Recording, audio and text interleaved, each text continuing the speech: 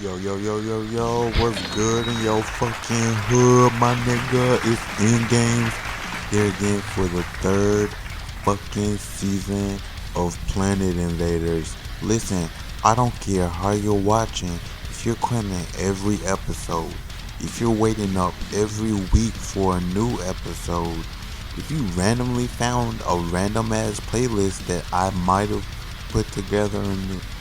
Okay, changing the subject. I'm glad you're here. I'm so fucking glad you're here. And I'm not gonna hold you. We're gonna get straight into the content. Let's get started with today's fucking episode. So, I really used to love this TV show. It was a cartoon, right? Called INVADERZ.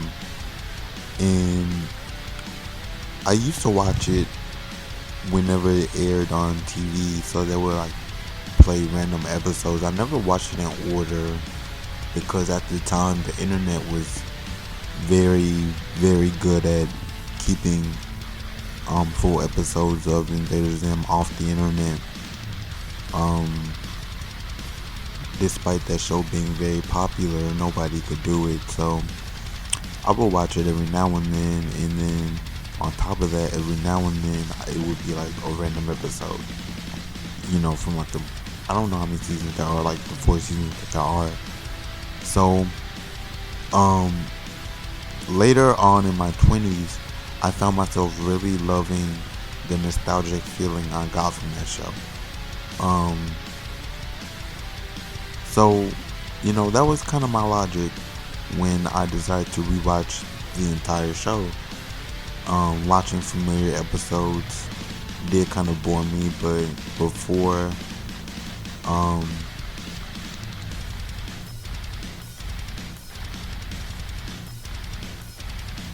but every episode, even if I was like starting to get bored,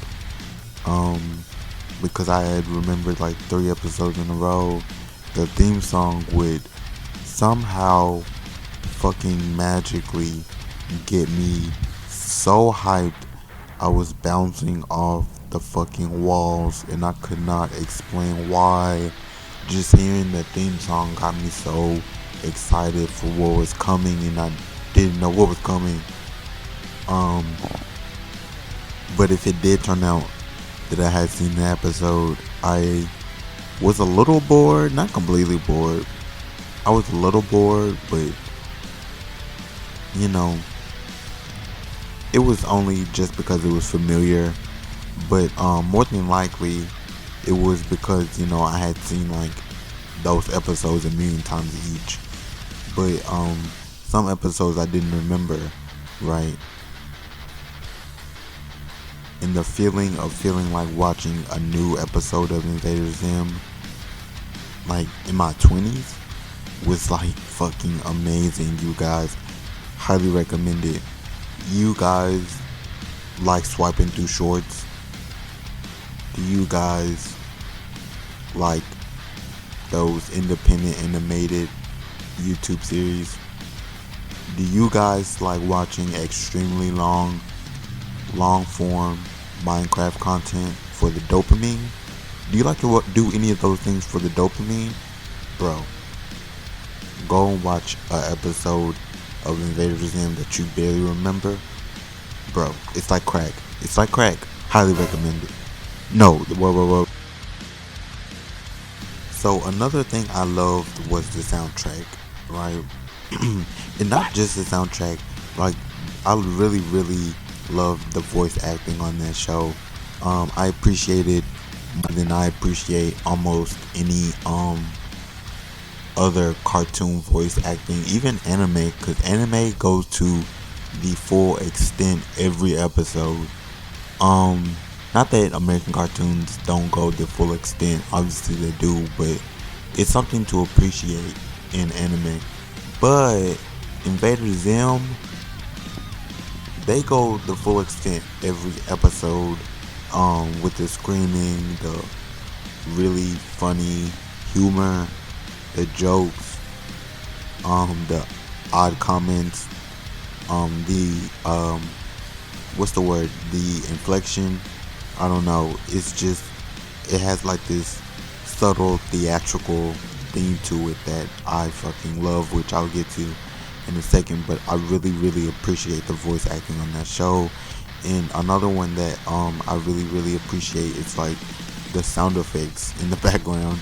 And because first of all, this isn't the biggest one, but first of all, it makes me feel fucking little again, and I can't get enough of how amazing it feels to like, I don't know, you hear like a womp or like a thump in the background, and like you like feel it in your head. You're like, oh shit, something hit me, and it makes you want to laugh and like shit yourself at the same time. It's fucking great, bro.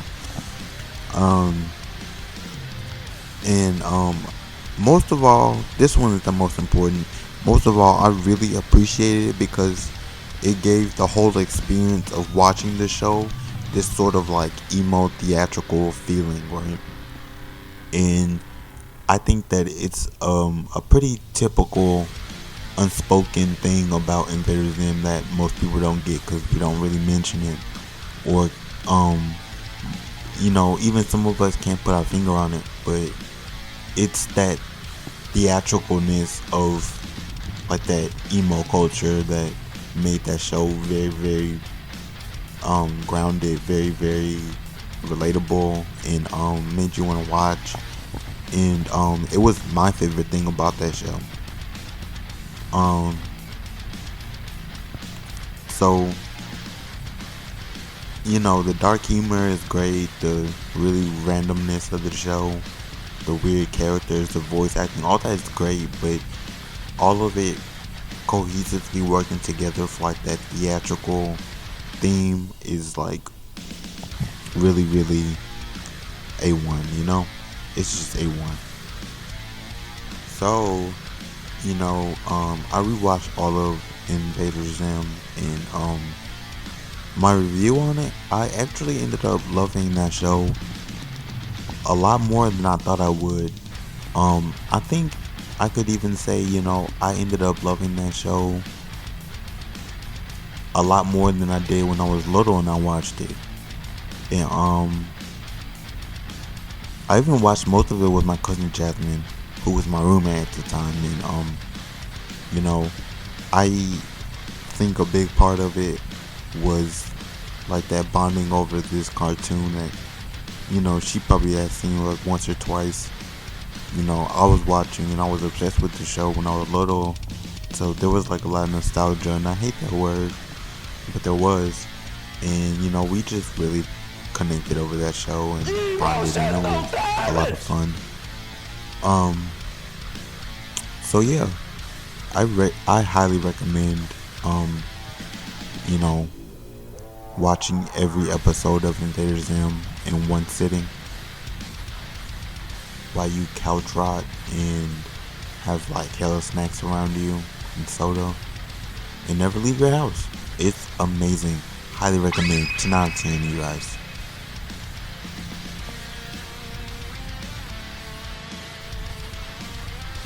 So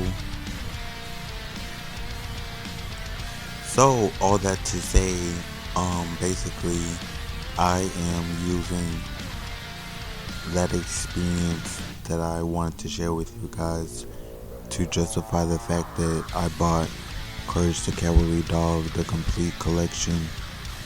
I bought, there's this series called Real Monsters that came out in the 90s. I don't know how many people know about that one. I'm going to share that with the world until the day I die. Real Monsters is an amazing cartoon. It's a lot better than INVADERZ, but a lot of people have heard of INVADERZ, so. But guess who's going to die on that hill? Me. It's me. They ask you how you are, you just have to say that you're fine, and you're not really fine, but you just can't get into it because they would never understand. I'm going down that hill. Anyways, and I bought a bunch of anime series that, I'm going to watch over and over again until I am forced to leave the house.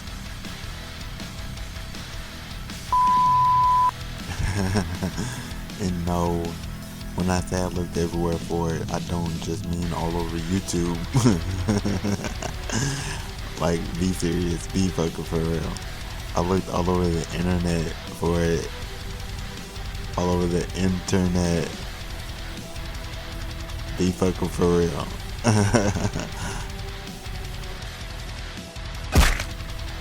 I might be distracted, but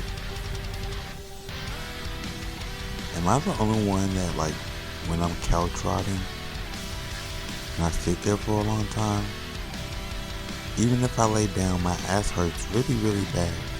Am I the only one that happens to?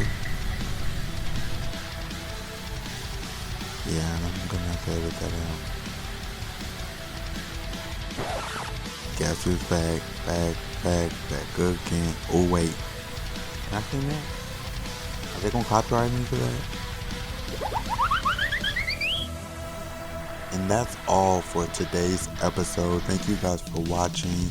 Make sure you like, subscribe, and make sure you leave a fucking comment. It's so important. It helps the algorithm and all that other bullshit. So when YouTube watches this, they can't say I'm being a hater because I said to do it, and you guys, chose to do it or didn't do it, whatever the fuck.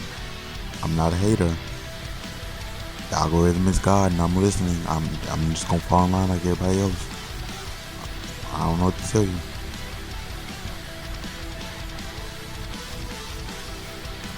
Thank you guys so much for watching. Make sure you stay tuned for last week's episode, and make sure you stay tuned for next week's episode too. Playing Invaders. Woo!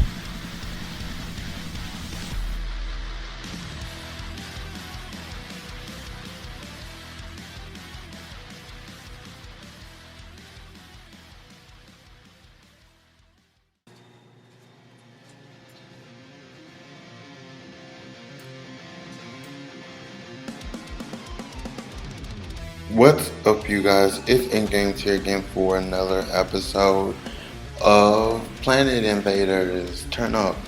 Let's go. So today we are talking about depression.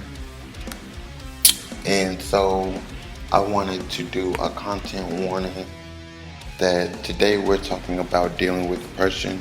And I want for you to be in a good headspace before you listen.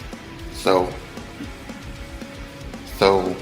please take that in consideration before you just sit here and listen to me vent for the next 10 minutes, because I want you to be in a good headspace and not in a bad place and let me make it worse, okay? So content warning, we're talking about depression in this episode. If you're not in a good headspace, please click out now and maybe come back and watch when you're ready.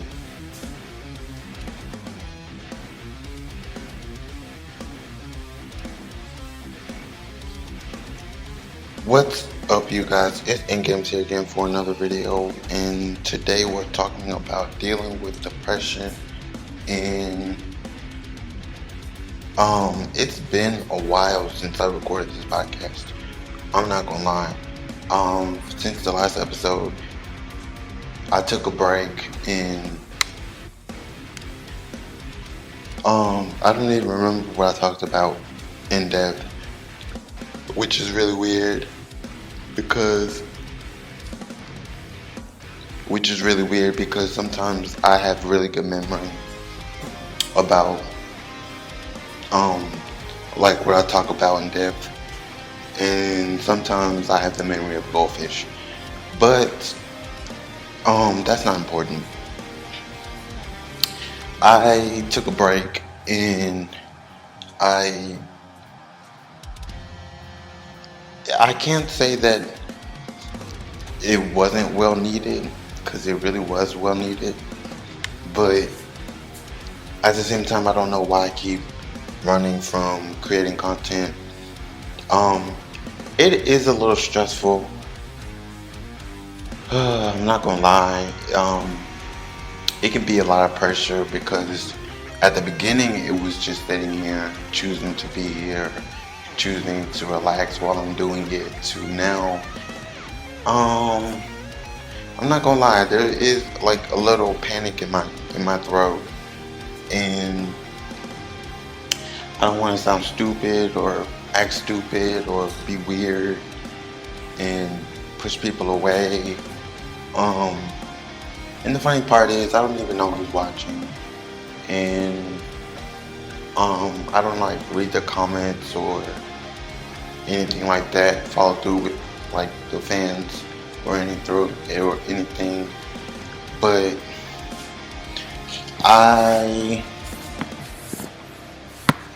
it's not so much a judgment thing, but it's more of a like I want to get it right. I want to make it the best that I can, and not perfect, but the best that I can. And it's kind of like uh, not a priority at this point. It kind of is kind of like a priority. So of course that gives me anxiety, and it kind of as of right now, it's like in the beginning stages of like making me nervous, making me want to panic. Um, and I am struggling to relax is the point. So, I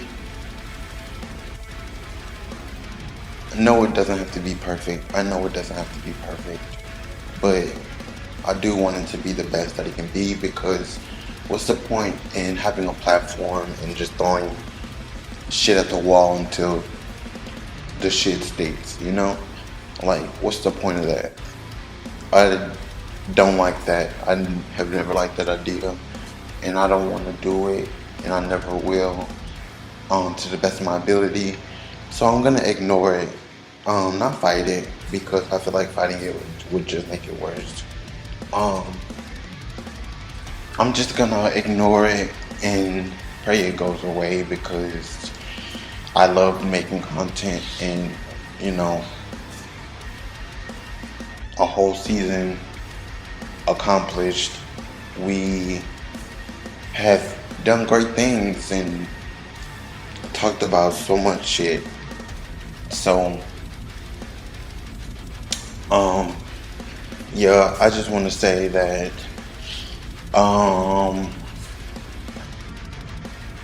yeah. So today we're talking about dealing with depression, and this is gonna be my personal story, not how to deal with depression, unfortunately. And if you're out there looking for a tutorial on how to deal with depression, please get serious help, because that's the only way to fix it, with a therapist or a counselor or a life coach. Um, so, and don't take my advice, because I never take advice from anybody, and that's probably the problem.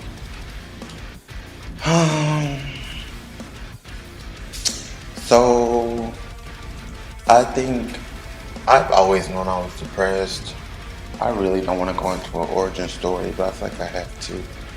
Um, I've always been depressed. I would cry all the time because I was really scared to die when I was like 9. And I got diagnosed with clinical depression when I was 15 or 16. I don't remember. It was like 15, 16, and then 17 I got diagnosed with anxiety.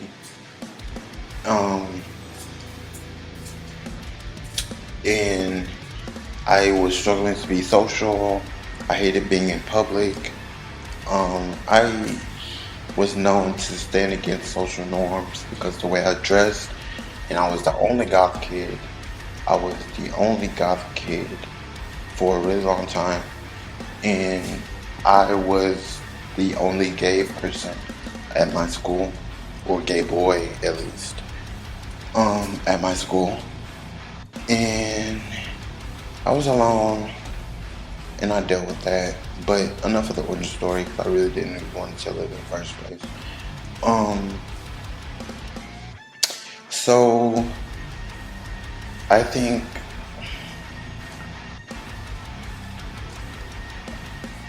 what hurts me the most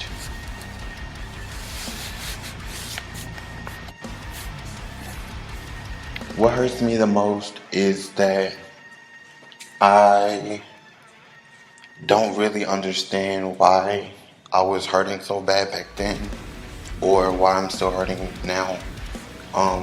But I can tell that it's two different things, and it's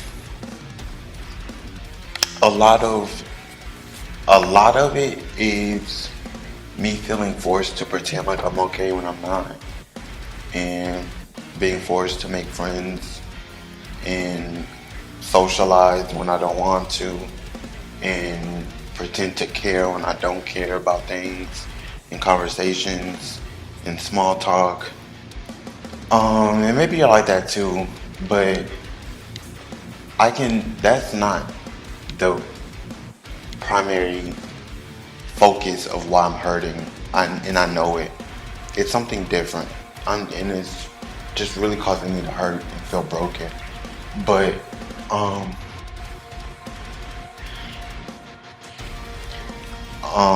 I can at least tell that, from when I was a teenager, it was different from now, and now I'm hurting over something different, and I understand it a little bit more and in depth, a lot more than I did before. And I think I struggle with feeling loneliness and dealing with my unhappiness, because it comes in really heavy waves, and I don't know, just even saying that, I've been depressed my whole life hurts. It hurts.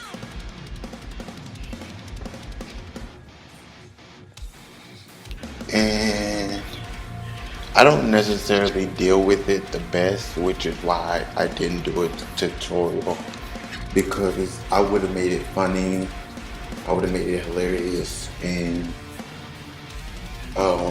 lighthearted, to say the least, because I don't want to take it serious. And I know a lot of you guys don't want to take it serious either. But yeah, that's why I didn't do a tutorial, because I don't really cope very well, and I've always had bad habits dealing with my depression, like self-harming. And I won't go into detail, but I did that, and I ended up struggling with it for a really long time and being addicted to it for a really long time, and never quit. When I told everybody that wanted me to stop it that I would quit, and realized I had a problem, but didn't care because I wanted to hurt myself. And that's not saying that that is your answer at all. That I'm saying the opposite of that. Find a good, healthy habit.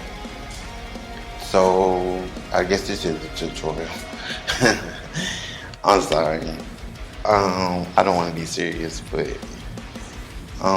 you can tell I'm hurting. But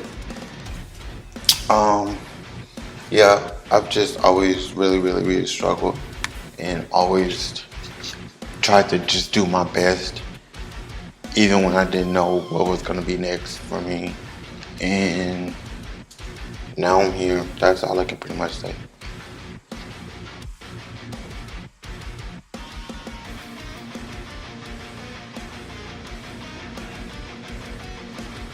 Thank you guys so much for watching this episode. Make sure you stay tuned for next week's episode. And if you haven't seen last week's episode, go check it out. Make sure that you like and subscribe and leave a comment if you want to. Make sure you check out the channel, because there you can stream all the episodes of Planet Invaders. This is season 2. Turn up for season 2. And stay tuned for next week's episode. Go check out last week's episode. Go stream season 1. And yeah, I'm in games, and I'll be back.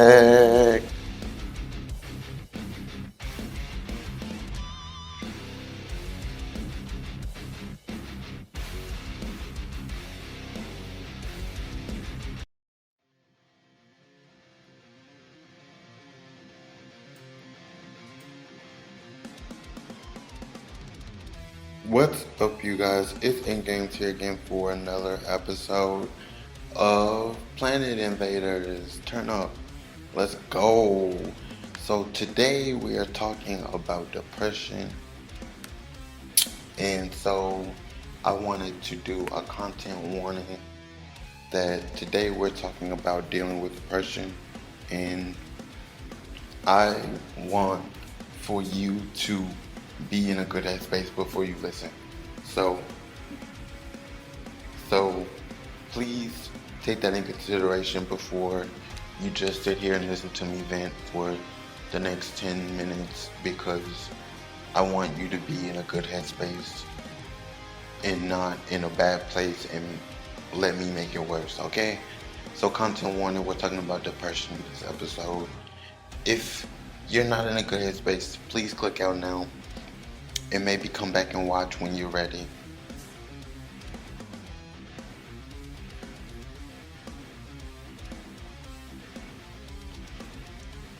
What's up, you guys? It's InGames here again for another video, and today we're talking about dealing with depression.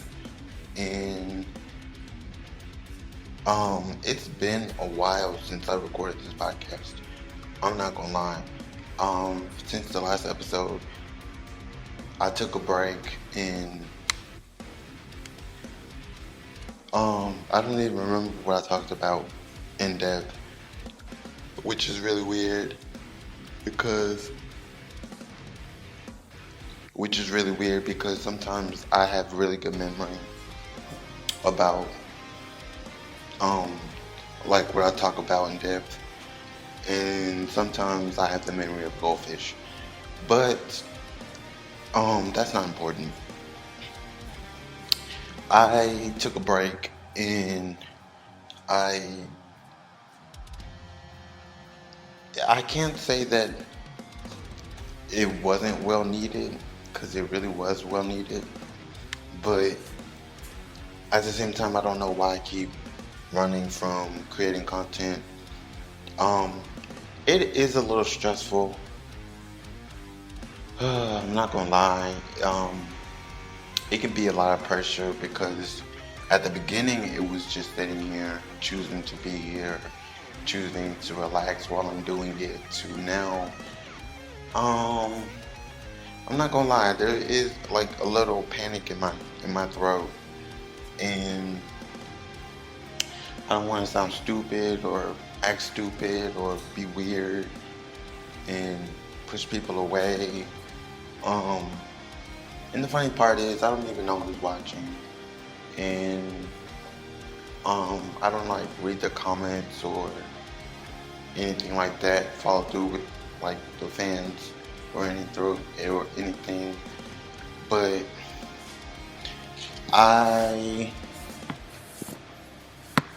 it's not so much a judgment thing, but it's more of a, like, I want to get it right. I want to make it the best that I can, and not perfect, but the best that I can. And it's kind of like not a priority at this point. It kind of is kind of like a priority. So of course that gives me anxiety, and it kind of as of right now, it's like in the beginning stages of like making me nervous, making me want to panic. And I am struggling to relax is the point. So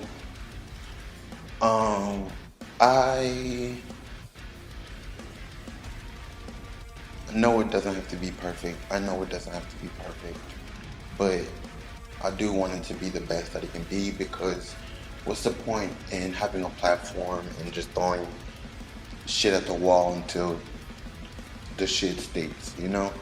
Like, what's the point of that? I don't like that. I have never liked that idea, and I don't want to do it, and I never will, to the best of my ability. So I'm gonna ignore it, not fight it, because I feel like fighting it would just make it worse. Um, I'm just gonna ignore it and pray it goes away, because I love making content, and you know, a whole season accomplished. We have done great things and talked about so much shit. So, yeah, I just want to say that, um, yeah. So today we're talking about dealing with depression, and this is gonna be my personal story, not how to deal with depression, unfortunately. Um, and if you're out there looking for a tutorial on how to deal with depression, please get serious help, because that's the only way to fix it, with a therapist or a counselor or a life coach. Um, so, and don't take my advice, because I never take advice from anybody, and that's probably the problem.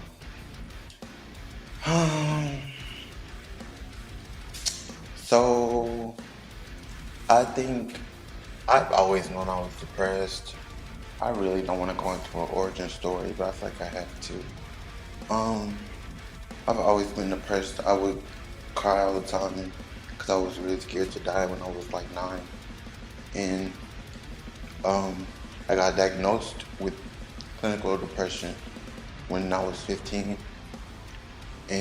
or 16. I don't remember. It was like 15, 16, and then 17 I got diagnosed with anxiety. Um, and I was struggling to be social. I hated being in public.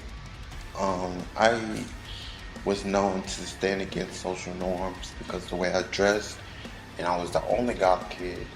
I was the only goth kid for a really long time, and I was the only gay person at my school, or gay boy at least, at my school.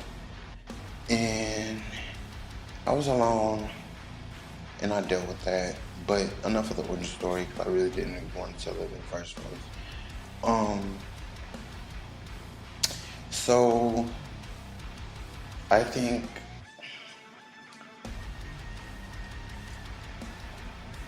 what hurts me the most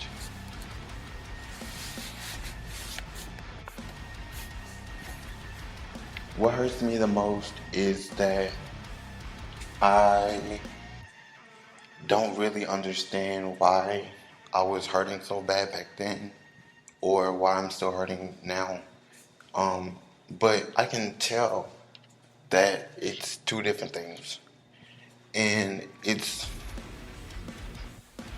a lot of it is me feeling forced to pretend like I'm okay when I'm not, and being forced to make friends and socialize when I don't want to, and pretend to care when I don't care about things, in conversations, in small talk. And maybe you're like that too, but that's not the primary focus of why I'm hurting, and I know it. It's something different, and it's just really causing me to hurt and feel broken. But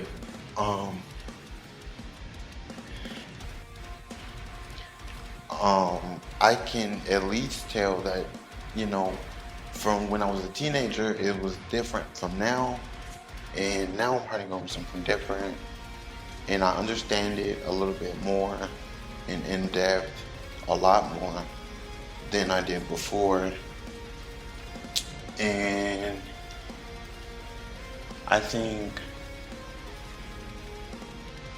I struggle with feeling loneliness and dealing with my unhappiness because it comes in really heavy waves. And I don't know. Just even saying that, I've been depressed my whole life hurts. It hurts.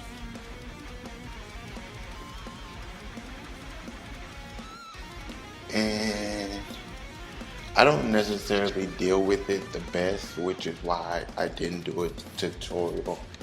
Because I would have made it funny, I would have made it hilarious and lighthearted, to say the least, because I don't want to take it serious. I know a lot of you guys don't want to take it serious either. But, yeah, that's why I didn't do a tutorial, because I don't really cope very well. And I've always had bad habits dealing with my depression, like self-harming. I won't go into detail, but I did that, and I ended up struggling with it for a really long time and being addicted to it for a really long time and never quit. When I told everybody that wanted me to stop it that I would quit, and realized I had a problem but didn't care because I wanted to hurt myself. And that's not saying that that is your answer at all. That I'm saying the opposite of that. Find a good healthy habit. So I guess this is a tutorial. I'm sorry. I don't want to be serious, but you can like tell I'm hurting. But yeah, I've just always really struggled and always tried to just do my best, even when I didn't know what was gonna be next for me. And now I'm here. That's all I can pretty much say.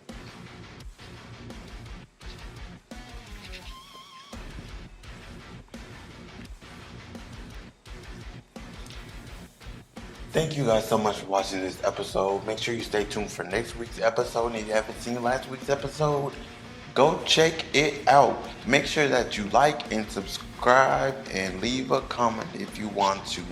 Make sure you check out the channel, because there you can stream all of the episodes of Planet Invaders. This is season 2. Turn up for season 2. And stay tuned for next week's episode. Go check out last week's episode. Go stream season 1. And yeah, I'm in games, and I'll be back.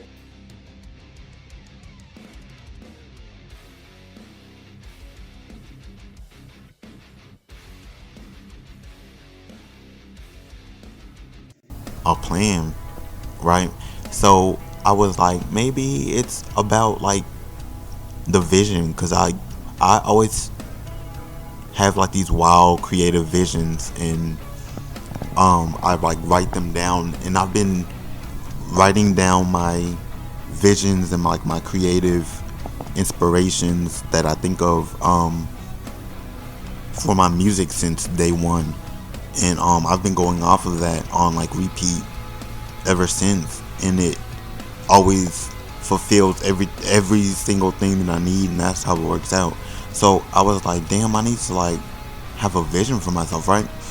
So I think that started me. I thought about it at best, you guys, and that's the sad part about it. I was thinking about it. I never like wrote anything down. Never.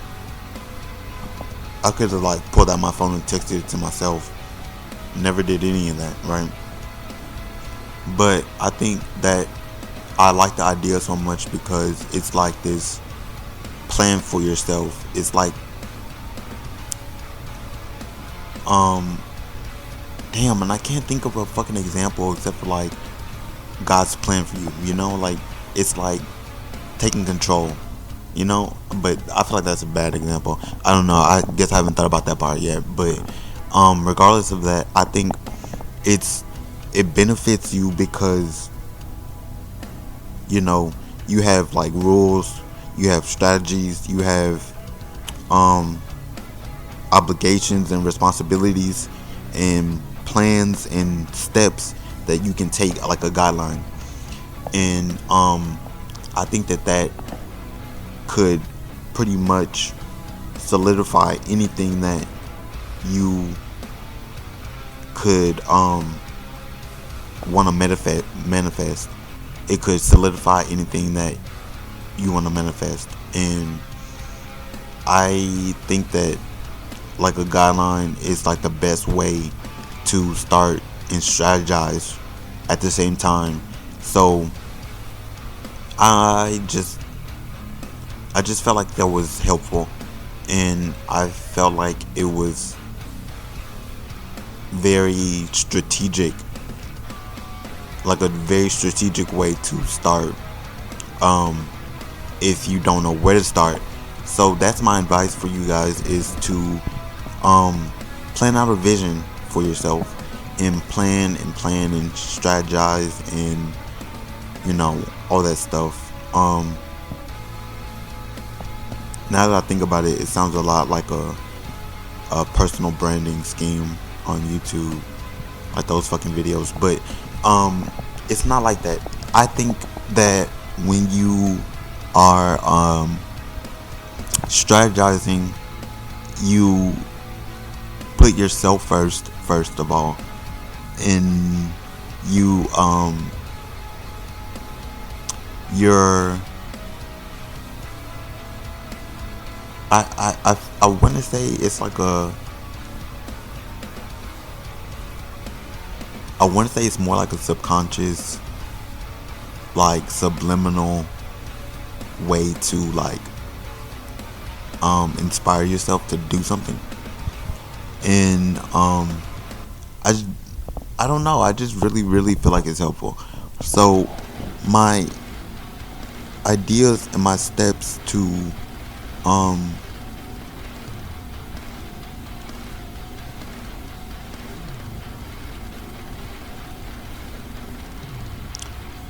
my ideas and my steps to planning a vision for yourself aren't like what you think they are. I think that it's more like a how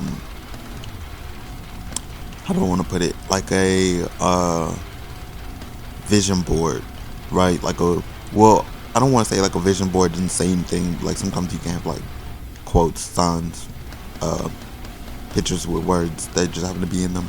But like a vision board is to like infer.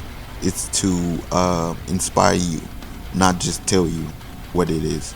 And so you have to like get creative. And so my first step to starting a vision, starting a plan for yourself, is to write down your thoughts. And this is more of like a positive, motivational, like words of inspiration from you to you, right? So write down, you know, stuff like what you could say in the future to keep your mind positive and give you hope or motivate you. Write down quotes from you that inspire you in the future. Write down journal entries that will like, almost I want to say like a prediction of like problems you might face, but giving the answer. And I did this in a journal for a really long time, in like 2021, I want to say. And I did like a lot of it. I think I did like a fourth of that journal. And then I ended up like I would read it out loud all the time. But I think I did like a video where I was like flipping through it and like analyzing it. And then after that, I put it somewhere, never opened it again. I ended up moving. I definitely don't know where it is now. Into a house, and I moved, and I don't know where it is. But think about that journal. It inspired me because I covered so many topics, and I would do that in like one journal entry, like just covering everything about what you could need, what you want, your motivation, your intentions, how to clear your head, how to get rid of doubt, all that. Like I didn't cover everything, obviously. I didn't even finish it, but I like really took care of business, and I love that for me. My next step is to basically, I want to say you should like think about your intentions in the sense of like not what you'll get out of it, because at the end of the day that has a negative connotation behind it. You won't get anything out of it. But like your intentions in the sense of planning your motion, like your intentions. I want to say do this by, like meditating on. Okay, so you know how I shared the story at the beginning of the podcast, right? So, for example, I was like thinking. Okay, I wasn't necessarily thinking in the part when it started. I was like having a panic attack, but I started meditating and like thinking to myself, right? And too often we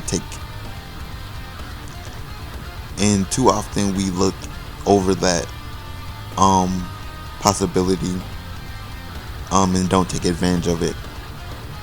And I think like narrating your life, I feel like talking to yourself, having conversations with yourself, and controlling your narrative, I think that those are important ways to take advantage of being able to have a conversation with yourself. So I think that you should definitely, and journaling is a good way to do it, but I think just thinking to yourself and responding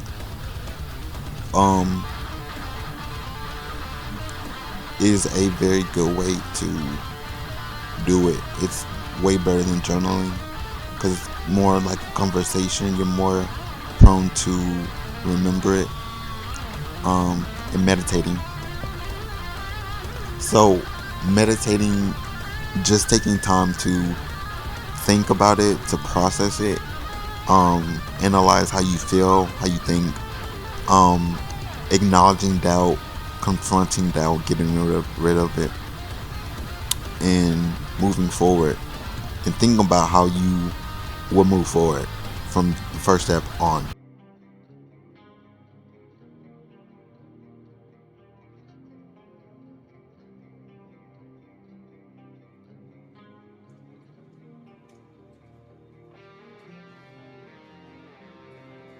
What's up, you guys? It's InGames here again for another episode of fucking Planet Invaders. What's good?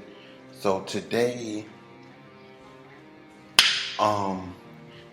like I said in the last episode, if you haven't watched it, go check it out. It was a good episode. It came out a week ago. Like I said in the last episode, in my content warning, that we're gonna be talking about serious struggles that I've been going through, and it's been 2 months since I recorded a fucking episode of this podcast, and I don't know why. I don't even have an excuse as to why I haven't been doing it. Not to feel like it's a requirement or a necessity, but I want to do it. So therefore I have to. And plus I love making content. So Today's episode will also be serious as well as the rest of this season. So, um, bear with me. Content warning that I will be talking about depression and anxiety this episode, and I will be talking about death. So, if you're not in a great headspace, maybe find something else to watch. It's fine. And you can come back and watch a different time when you're ready. But I do not encourage people to watch if they're not in a good headspace, because I've been there and done that, and I don't want to make anything worse for anybody else, let alone for myself.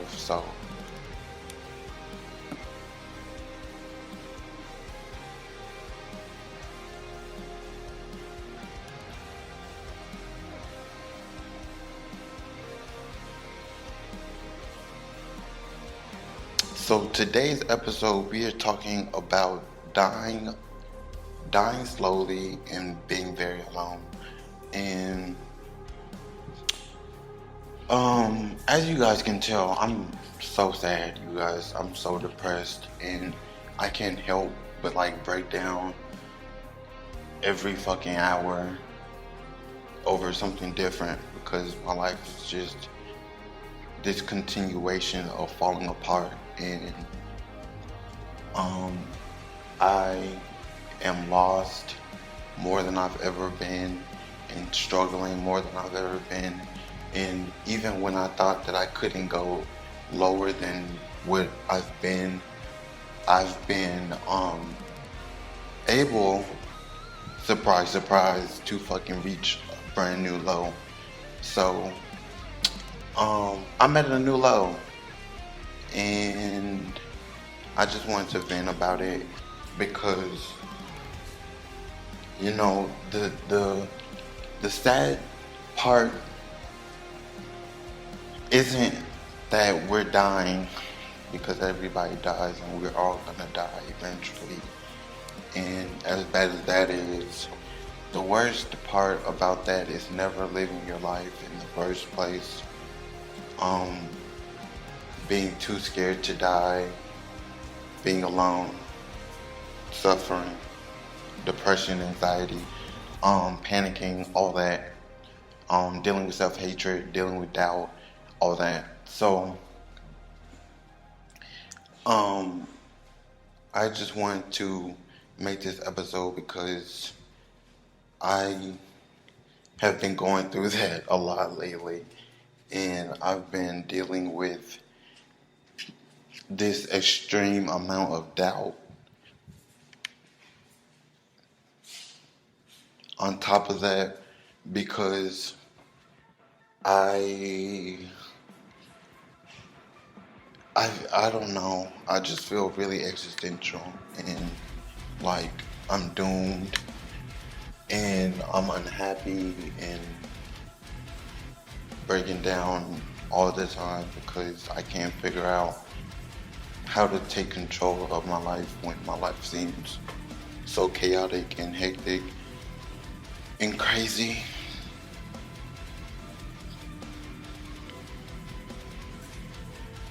So, yeah, I wanted to talk about, in some way, this comforting feeling that, at the end of our lives, we always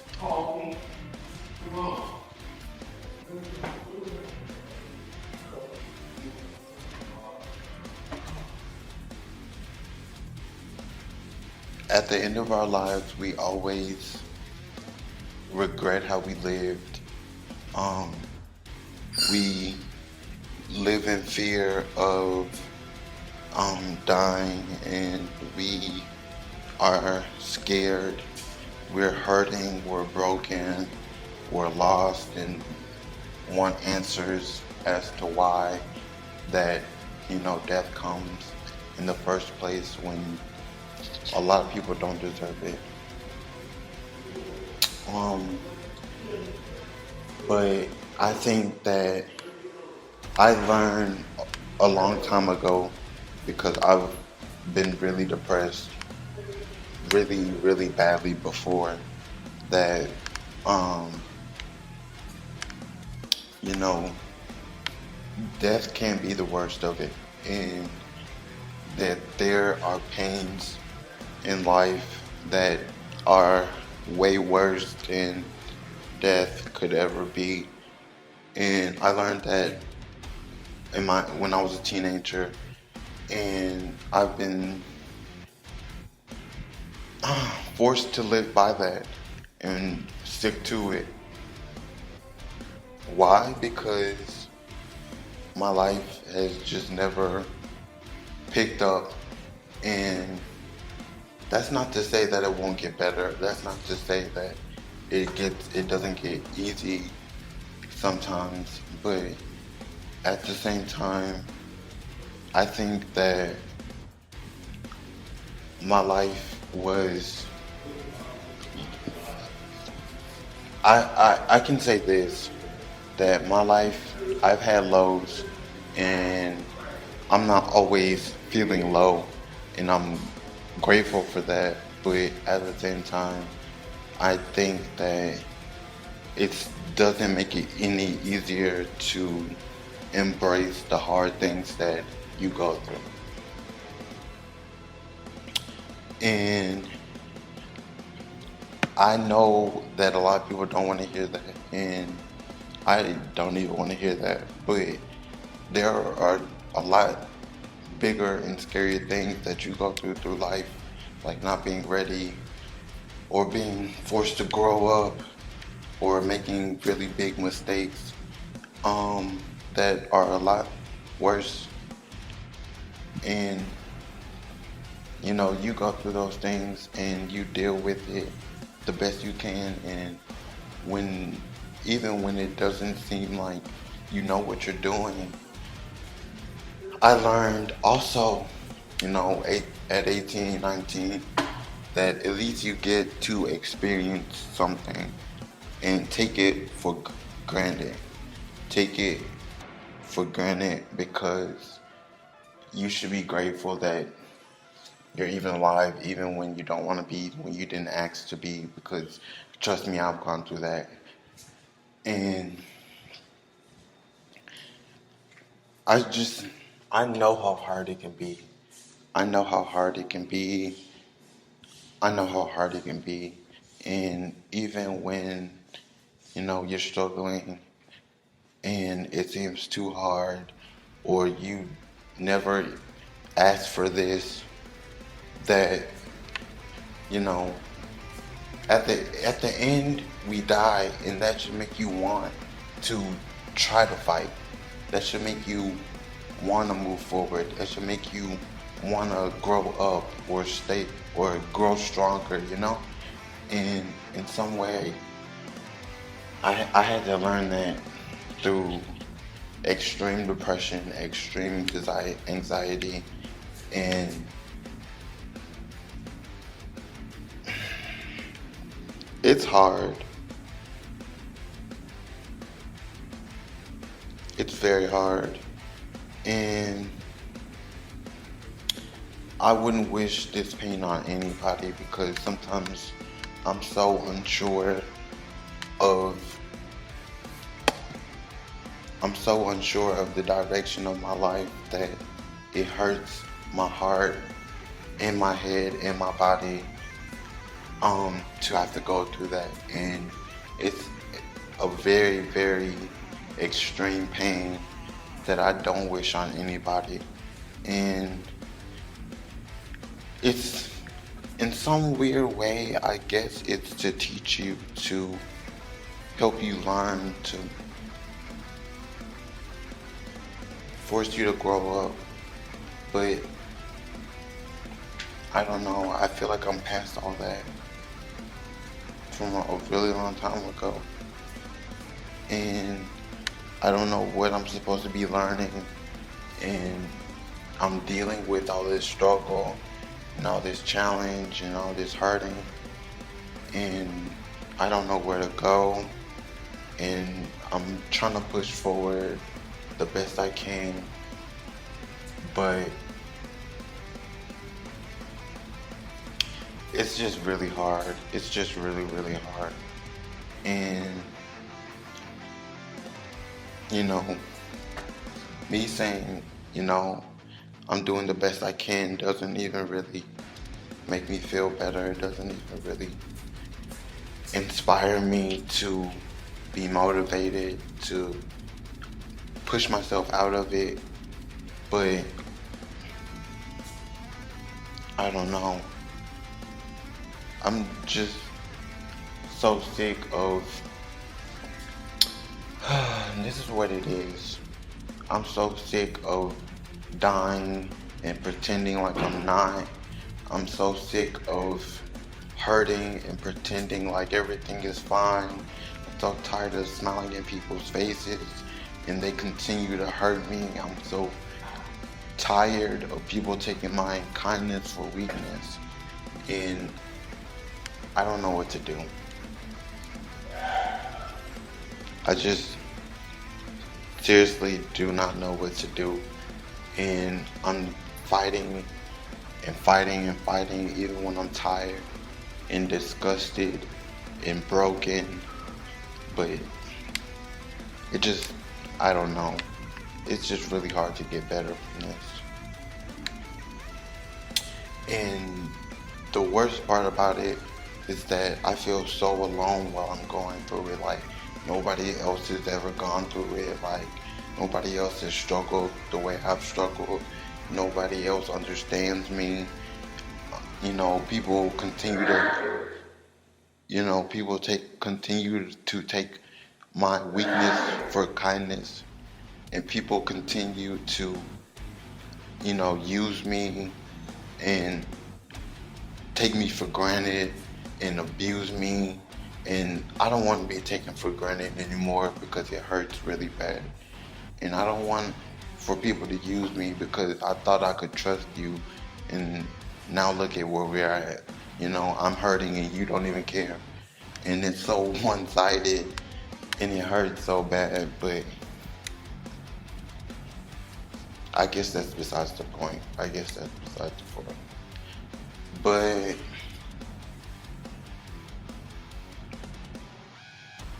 I'll say this and then I'll end it. But I remember one time when I was, I think like 17, and I was sitting with my friends, and one of my friends was telling me about how he was super depressed and he was struggling and he didn't know what to do. And I was like, I'm depressed too. And I didn't know what to say. I didn't know how to help because I was struggling. But he was talking about how he felt like he was ready to end his life, and it made me mad, and we got into an argument. And I said that,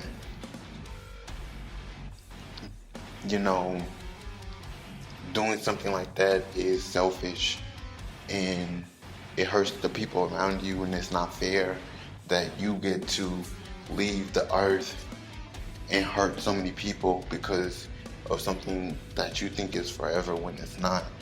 And he said that he was struggling really badly and he didn't know how to deal with it. And I felt so bad and so stupid because I had been there before and I was gonna be there again. And I didn't even know how to express to him how to help him, and he did ended up hurting himself and taking and unaliving himself forever because he felt like he was alone. And I was thinking about that like a week ago. And it just really made me sad to the point where I was like, damn, like, it's been all these years later and I still don't know what I'm fighting for, and I'm still here and I still don't know why. And like, I was hurting so bad, and Like, the worst part about it was that I came to the conclusion, it's probably just because I'm really scared to die. And that's the only thing keeping me here to struggle this entire time, because it had been 10 years later and I was still in that place where I was when I sat in his face and got mad at him for saying that he was gonna hurt himself.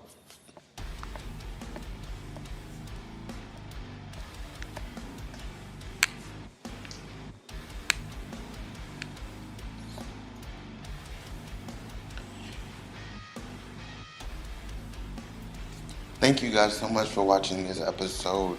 I'm In Games, and this is Planet Invaders. Thank you guys so much for watching. Make sure that you like and subscribe and leave a comment if you want to. And stay tuned for another episode. I'll be back.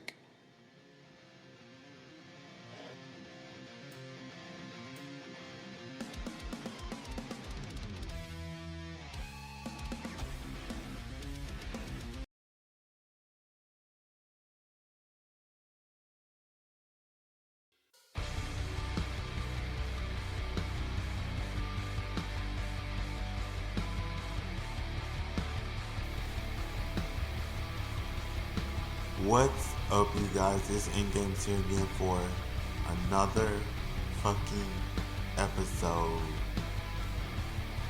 Turn up. Let's get right into it. So today's video, it gets better. We're going into my life and my struggles currently. This should be fun. And talking about how I'm learning to cope and how I'm learning to deal with my inner issues and what it's like for me to have to mask all that and pretend like I'm okay. I'm talking about that. Let's get into it because I'm getting nervous the more I talk. I used to hate the idea of having to expose the worst parts of me on the internet, and looking back, of course, I do regret having content I can never take down off the internet. But I'm learning as a part of my recovery that you can't just like lie to yourself so much that you convince yourself you're okay. And I've always struggled with hiding how much I'm hurting or dealing with depression or anxiety and taking that out on my platform. So I want to talk about it because I just needed to get it out. And there's a lot of truth in that, in what I said, because I do feel like I do take it on my platform. I do, purposely take my music down. I purposely hide it. I delete comments. I block people. I'm problematic on the internet. All of that. I'm sorry, this is just really hard for me to talk about. And it all starts with me feeling like I have to hide the parts of me that are hurting, even though this used to be an outlet for me. And I don't want to say that it's because of my numbers growing or people are watching or the stigma that I have to like put on the show to get to where I'm going, or people won't support me anymore. But I think that it's more of like I'm just learning and I'm coping differently than how I did back then, for one.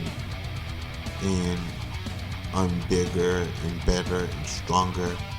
And a funny story is that I didn't realize that until I had a person under me that like looked up to me and was going through some of the struggles that I did in the past and that I dealt with and moved on from a really long time ago. And they were asking me for advice. That was the second I realized, hey, wow, like I've grown up and I'm bigger than so many people. I need to act like it and grow up. And that's not always a bad thing, but I did need to grow up, and I didn't know how to answer her. I didn't know how to give her solutions because back then I wasn't coping correctly. I wasn't trying to heal for the sake of just doing it. I wasn't trying to connect with myself. I hated myself, so I was doing the opposite of all three of those things. So I didn't really have answers for her, and it was kind of embarrassing for me. But looking back on it, I realized that in that moment, and I think that that kind of really changed my life. It changed my perspective on life because I realized that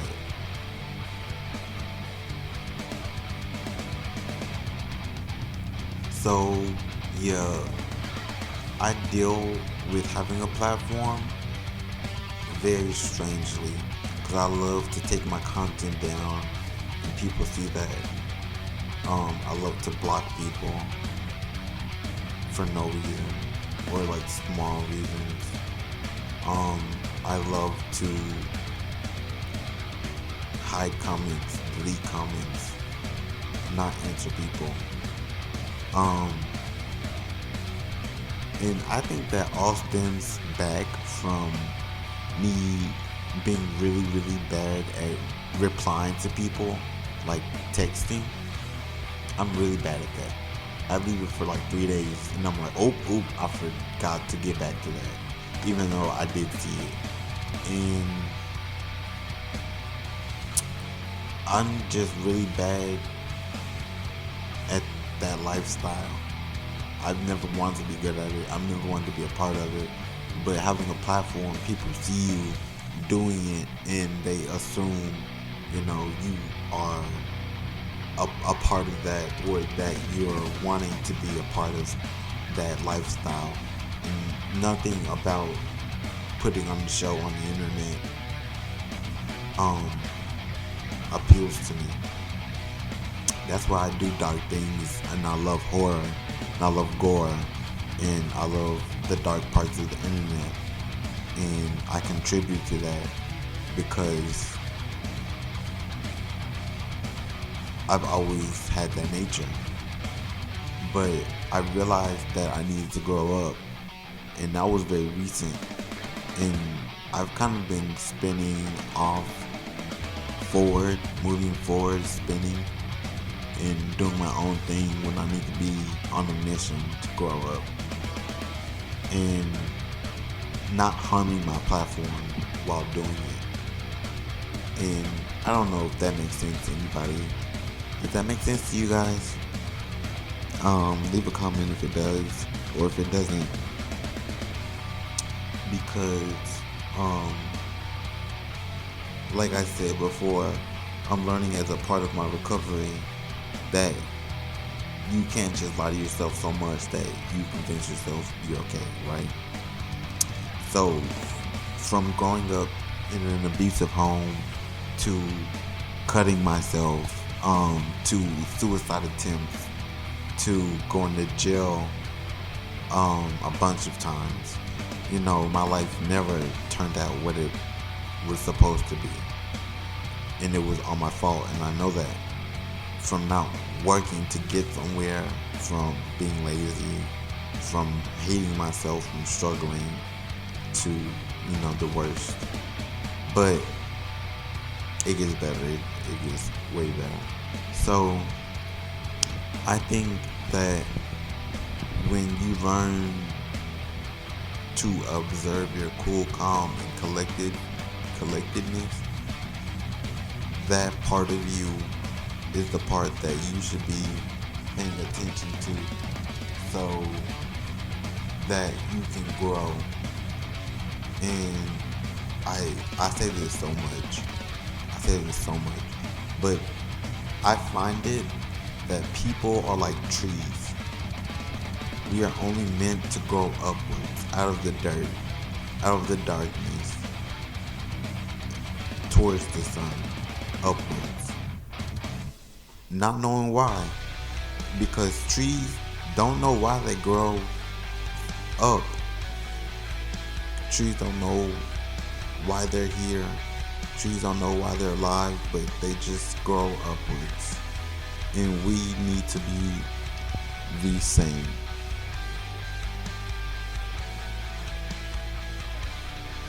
Is anybody out there? Is anybody still paying attention? I hope so. So, coping and learning to heal, I've learned so far that let go of like the mindset, believing, faith, let go of all that. It's about you. It's about you now. So, center yourself in connectedness with yourself, connectivity with yourself. Start there.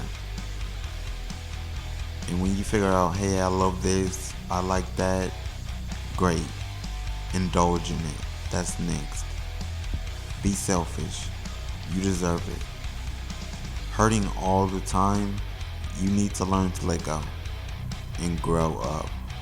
And that sounds harsh. Grow up. Grow up. Grow up. A lot of people don't really. A lot of people don't want to grow up.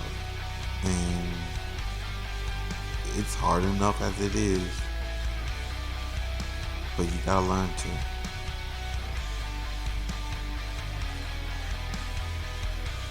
Thank you guys so much for watching this episode. Stay tuned for the next episode. If you haven't seen the previous episode, you can check it out on my YouTube channel. Yay, YouTube channel. Stay tuned for more. I'm in games and I'll be back.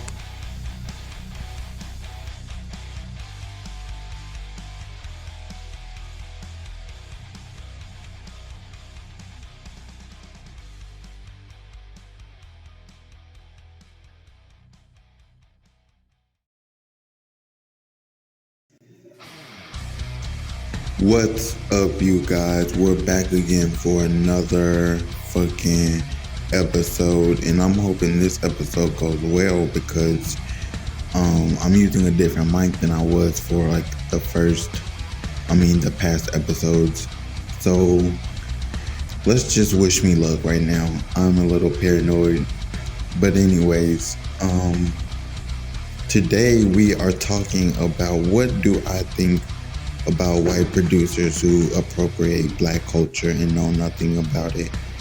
And that's a really good topic for today's episode, because I think that,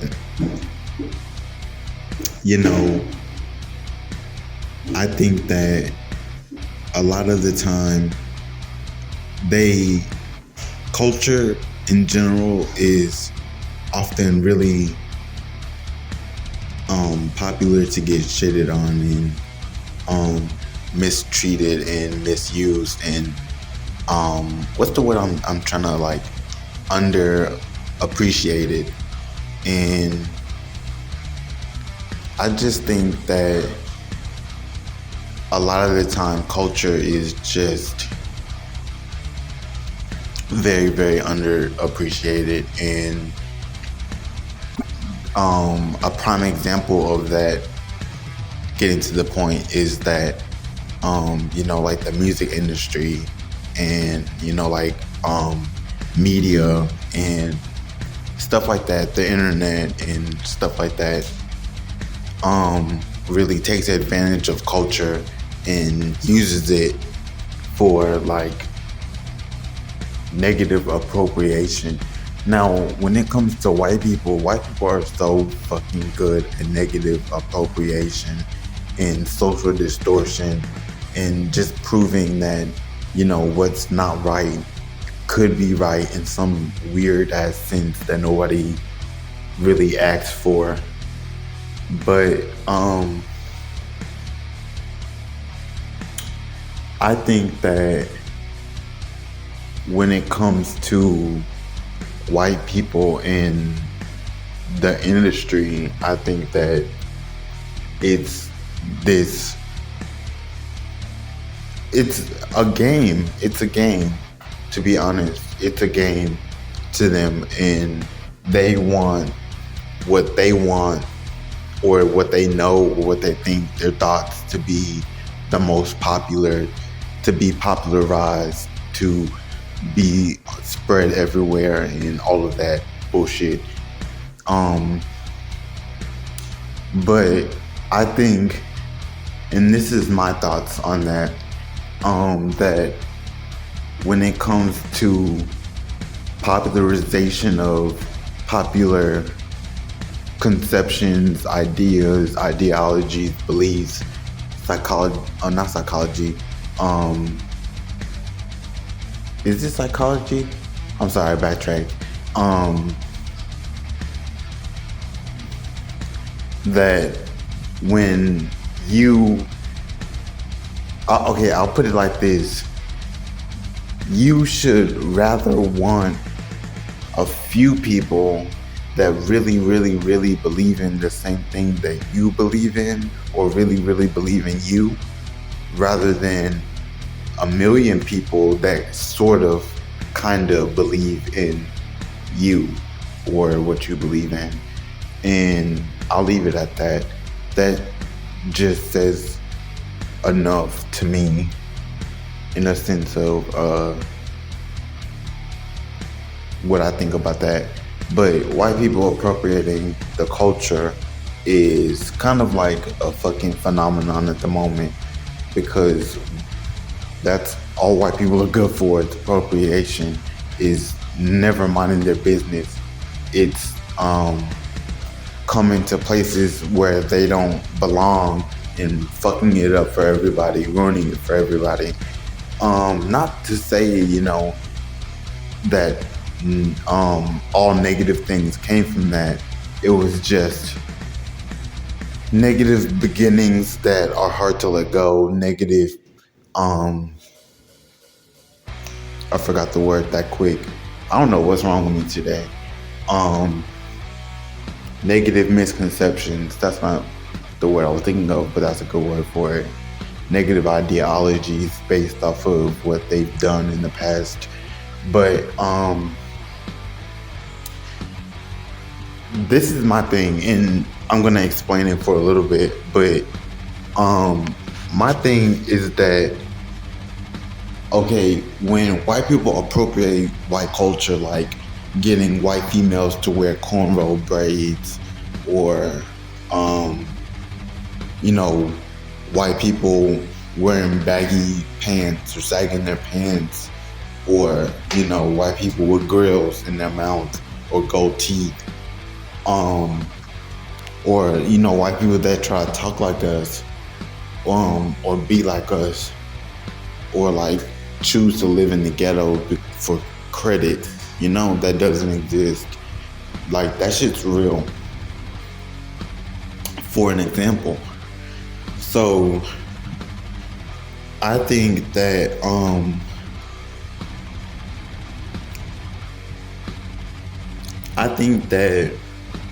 when you look at it from a point of view of,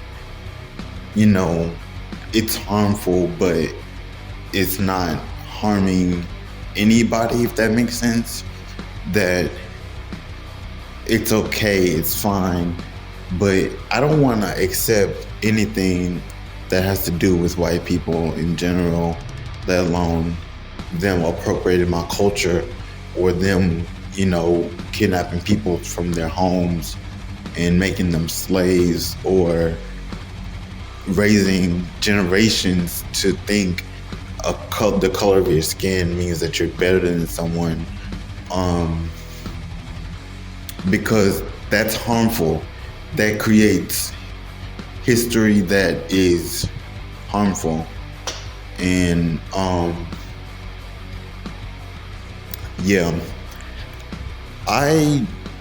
don't necessarily think that I would even say we should tolerate white appropriation, because white people just don't tolerate us in general. They don't tolerate our culture. They don't, like, it's just kind of like a backhanded thing. But I just so happen to be the type of person that wouldn't sit through any of that, and I'm not into it. I just don't want to. I don't believe in it. It's just not my thing. So my thoughts are, they do it on purpose, which is the point of all that. And they know what they're doing because it's a game to them. And the second, it's not fun anymore, or the second that they start losing, it's over with them. And you just have to sit and wait for it, or just like be patient about it. Because with the industry, with white people in the industry, it's just a thing that comes with it. And I guess that, who knows what goes through white people's heads, because I just don't.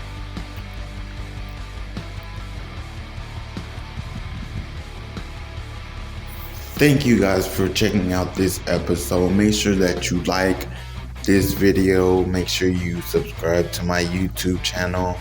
And also, if you want to stream this web series, this podcast offline, then the link to download it, the complete season, so you can binge the cringe, will be in the will be in the description. So thank you guys for listening.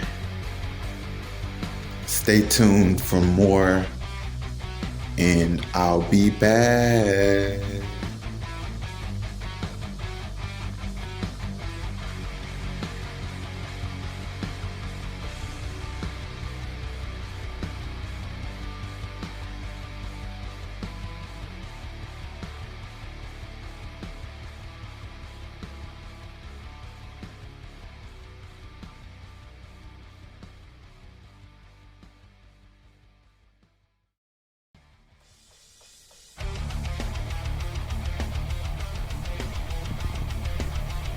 What's up, you guys? It's your favorite fucking DJ in the entire universe, In-Game Beats. What's good?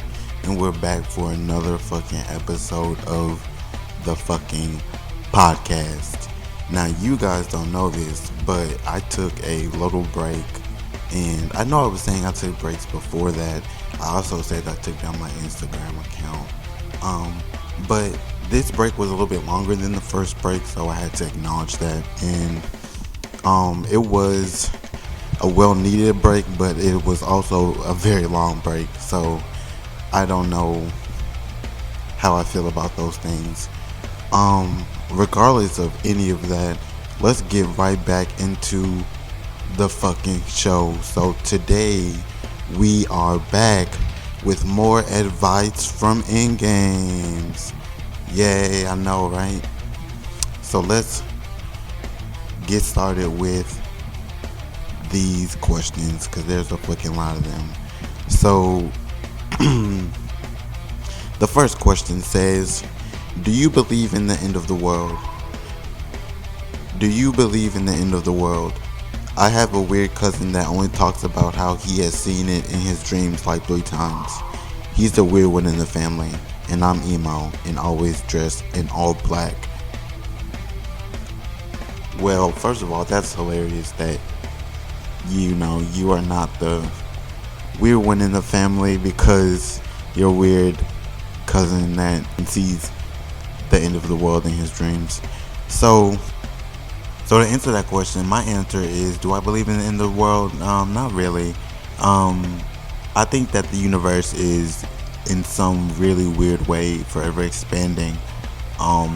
despite, you know, black holes and all that other jazz.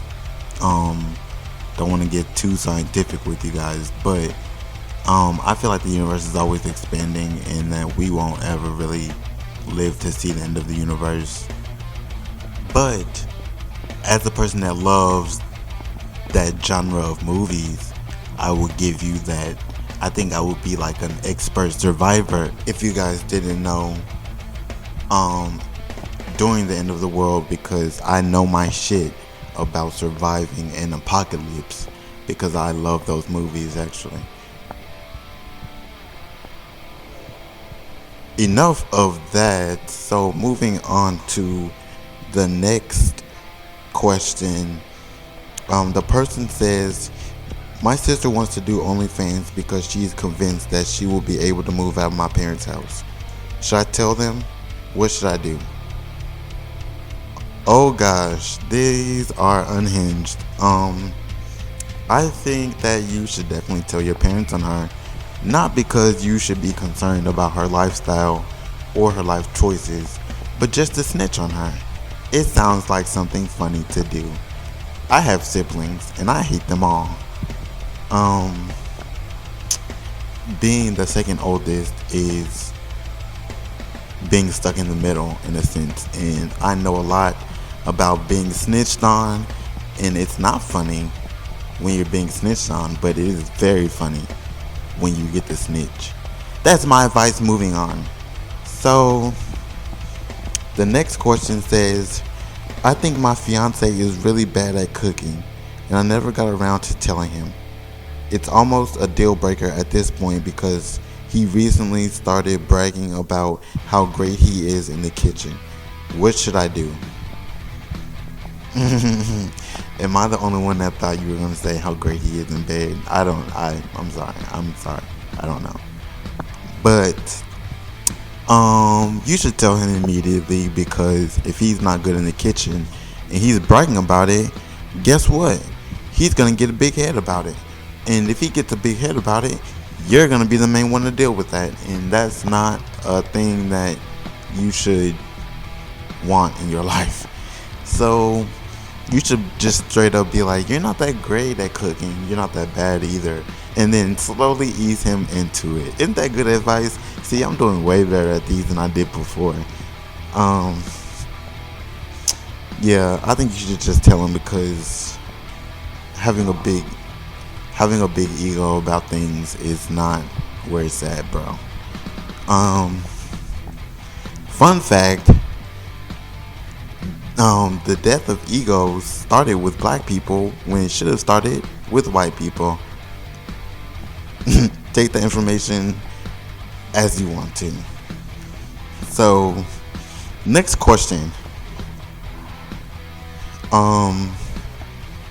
Someone said, I used to play house and touch my cousin who was only 7 and I was 9. I swear I didn't know why, but I feel like it caused her a lot of trauma and it would catch up to me. That was really weird. Trigger warning. Yeah. We're gonna skip that one. So, on to the next question. Why do people of color always fight for visibility in art and music spaces instead of just being seen? This is actually a really good question. It's really stupid, don't get me wrong.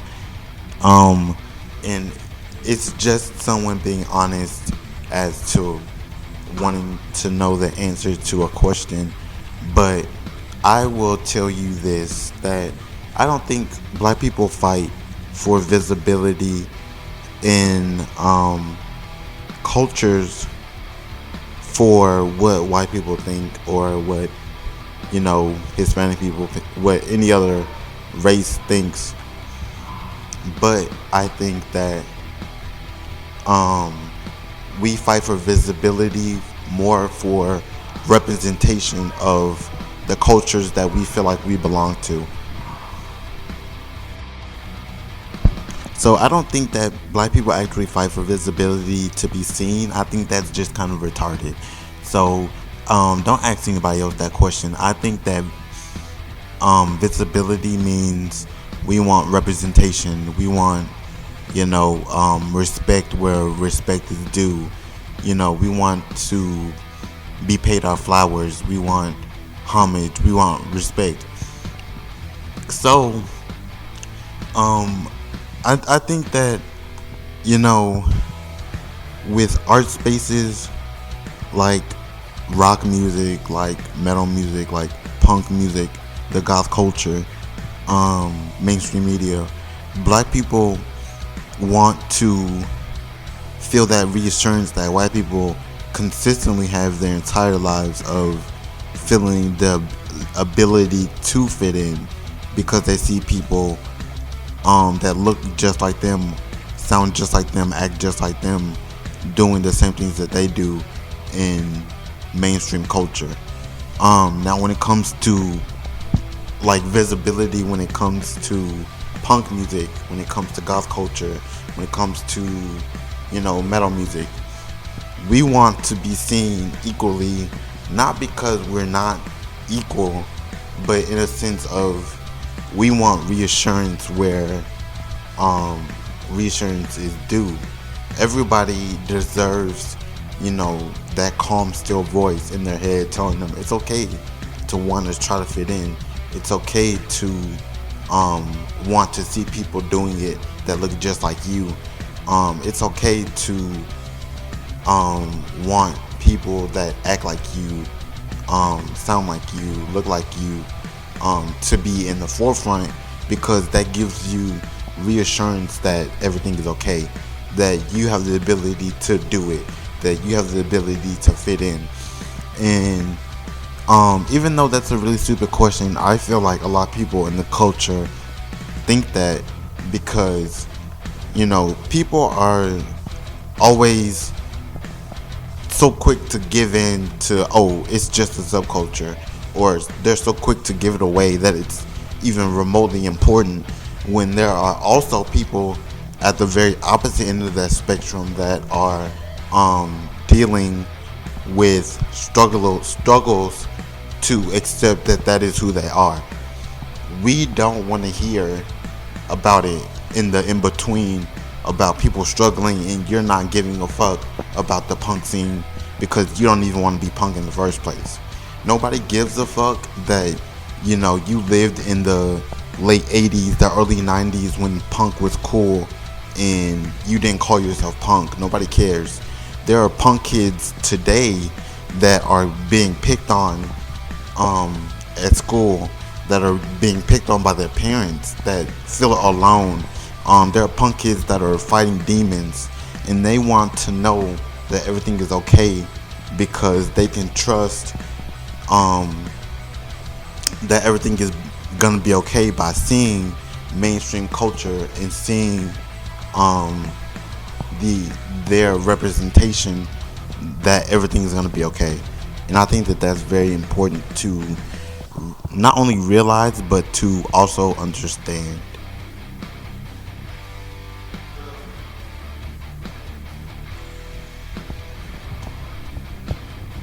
Thank you guys so much for watching today's episode. Make sure that you stay tuned for the next episode. And if you haven't watched the previous episode, you can watch it on my YouTube channel.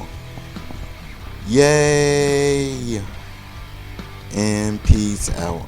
My name is InGames, your favorite producer / DJ in the game. And I'll be back.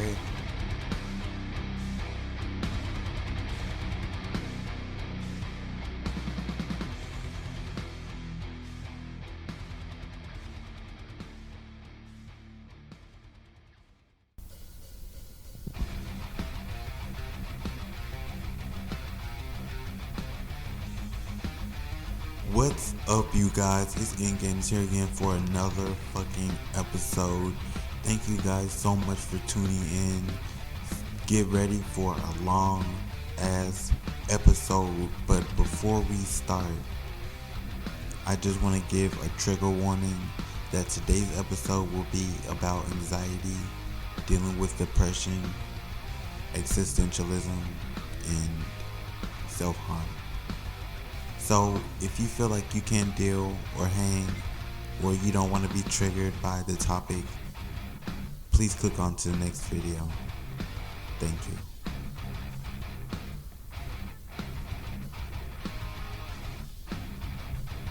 What's up, you guys? So today we're talking about a great topic because it is very important and close to my heart that we talk about self-harm and dealing with depression and dealing with anxiety. So buckle in because there are many plans for the rest of the season to tackle those very hard questions that we deal with, talking about depression, anxiety, and existentialism.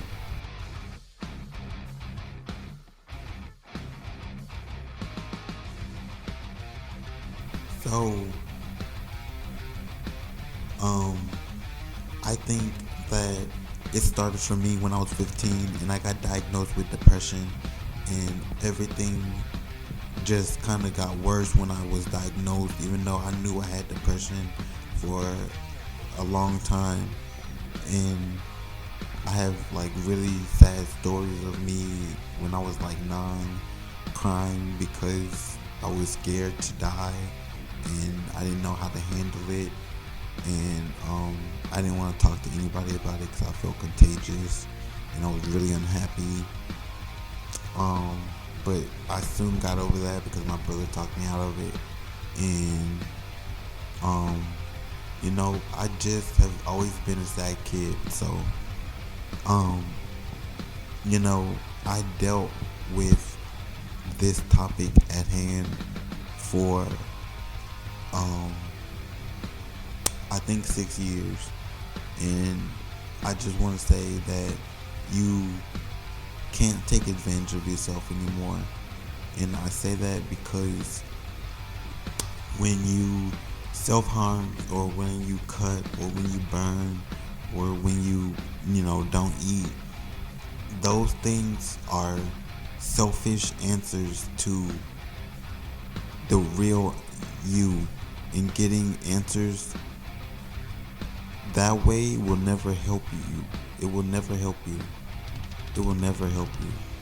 And so you need to realize that you are struggling to cope with your struggles, or struggling to cope with life, and that's okay. Everybody goes through moments like that. You're not alone, and a lot of people deal with the same problem that you're going through. But you can't hurt yourself purposely anymore because you're taking advantage of yourself, and it's not fair to you, it's not fair to me, it's not fair to the people that care about you, and it's not fair to your friends. Because if you hurt yourself doing permanent things to a temporary situation, then there's so much hurting involved in that is bigger than you. And you would never want someone to feel the pain and hurting that you feel because you took away your own life.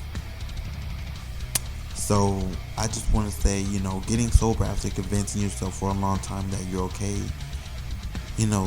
convincing yourself that you're fine and telling yourself that you're not hurting, you're healing, isn't easy, because that's what I went through.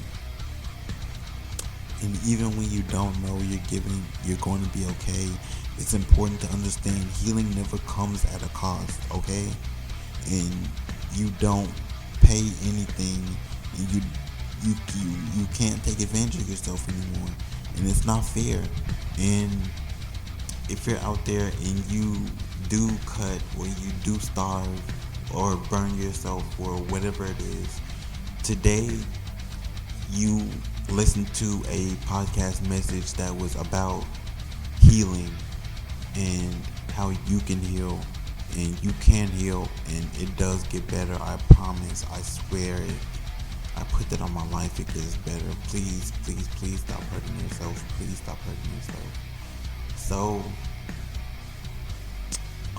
I just want to talk about my addiction to cutting because I was addicted to cutting for a really long time and I never really grew out of it. I just understood that people didn't want me to do it anymore, so I didn't do it.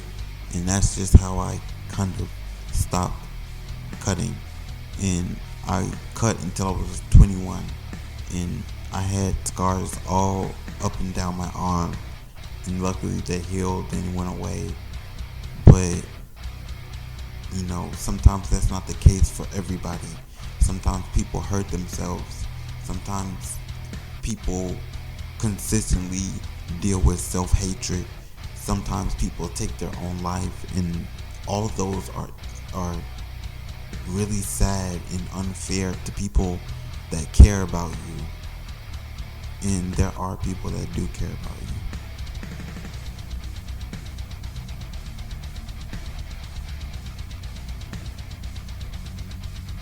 So I hope that you guys are enjoying this message.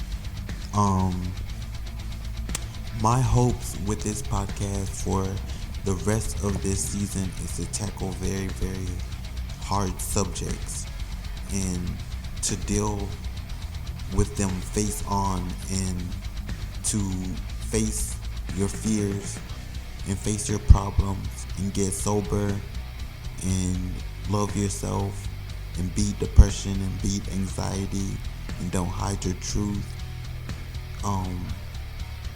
Because all those topics are all these topics are important to me.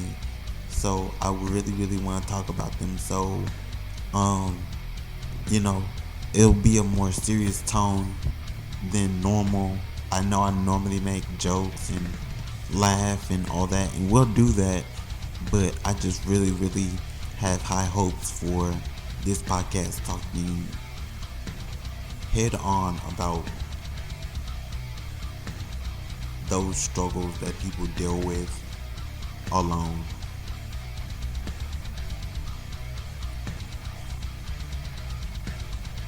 So I apologize in advance. I'm so sorry if you had high hopes for this show to be a comedy, but I really, really want to reach out to everyone who is struggling and help everybody the best that I can and to the best of my ability. But we'll talk about that in a different episode. Let's get back to the show.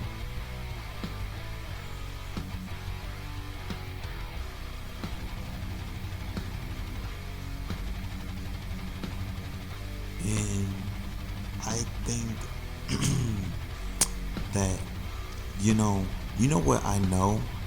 I know for a fact that when you cut, it's hard to get sober again, and it's hard to cope, and it's hard to deal with it. It's hard to deal with your depression. It eases the pain sometimes, and there are a lot of reasons why you want to do it. But I know for a fact that deep down in your heart and in your mind that cutting is not your answer. Taking your life is not your answer. So don't take your life. Don't hurt yourself. Don't waste your time. Get better. Heal. Cope. Learn. And learn from it. That's the best way to do it. That is the best way to do it. So I just want to talk about getting sober because I had a really hard time getting sober, and all my friends suffered because of me.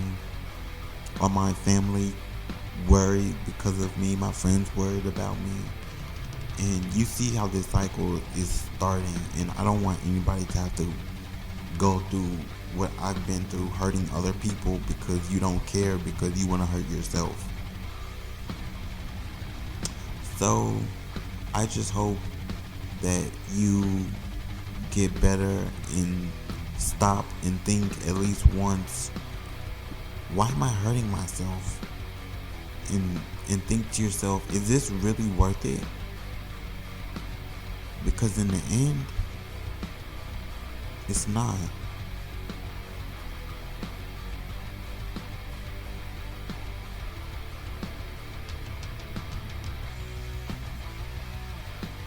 Thank you guys so much for watching this episode. I hope you enjoyed it. I'm so sorry for the trigger warning, and stay tuned for the next episode. It gets better. Don't be afraid to live your life. Live your best life. Smile. Enjoy yourself. And we're all in this together, and it gets better. Thank you.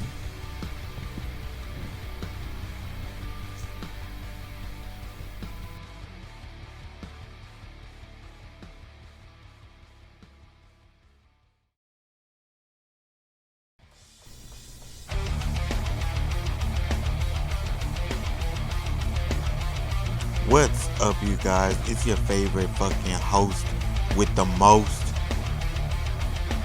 from your favorite fucking podcast to ever exist on the internet, in games, and we're here again with another episode. Turn up. Let's get started with today's episode, but first, a quick message. If you guys like this content, like these web series, like this episode or any of the past episodes, if you're cramming on these episodes all at once, make sure that you like, leave a comment, and hit the subscribe button. Thank you so much.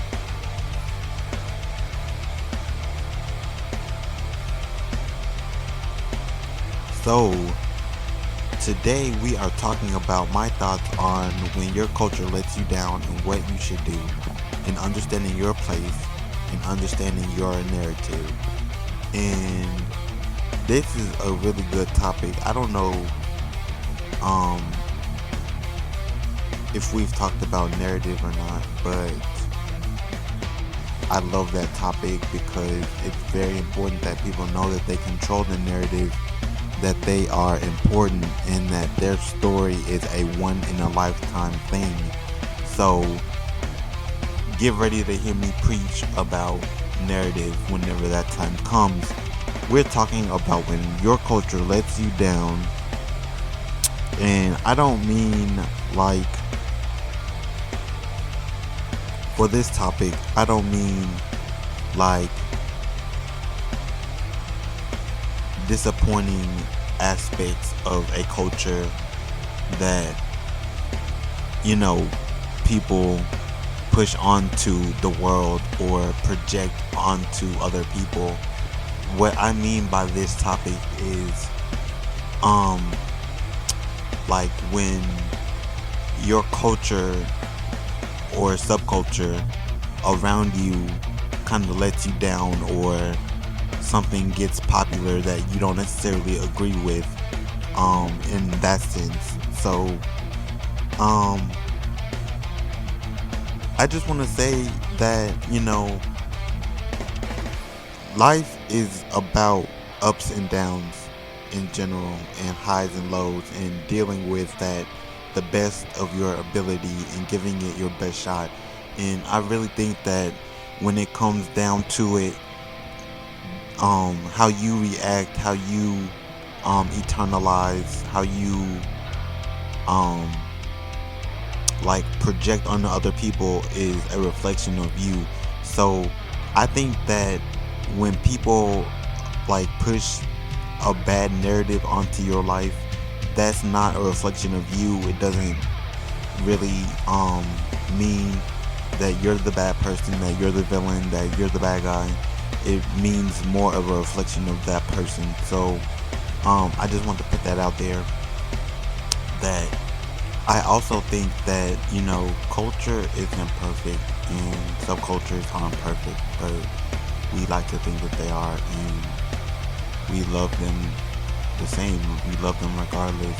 But I think that, you know, there are times when your culture or your subculture will, you know, break your heart. You know, there are times when you don't agree with everything, and I think that when it comes down to those moments, that you should just take everything with a grain of salt as it is, but also you should very much live your life in the moment of being proud of who you are, being part of your culture, being part of your subculture, being part of your aesthetic,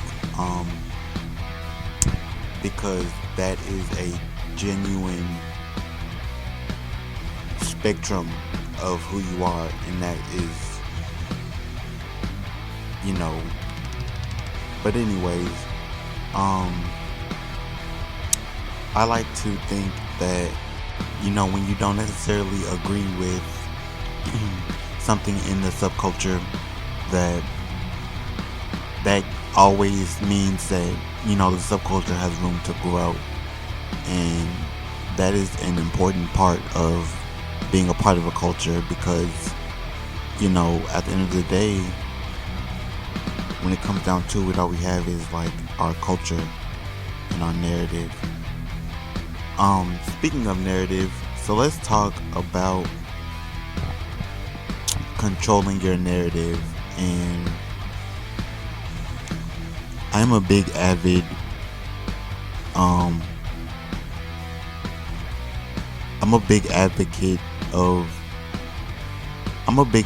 for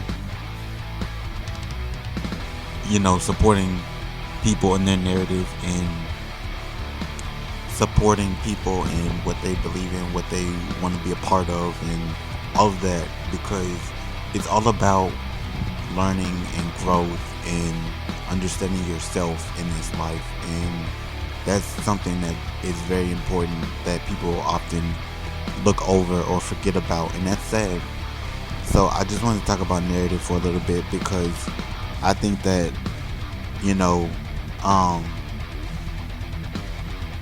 people just look over it way too much. So let's define narrative real quick. A narrative is a spoken or written account of connected events, a story. The second one is in form of the concern with narration.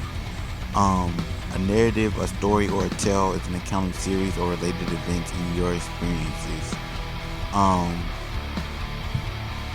So I just think that people get so wrapped up and too busy in believing what they want to believe or seeing what they want to see, that they forget that your narrative is you.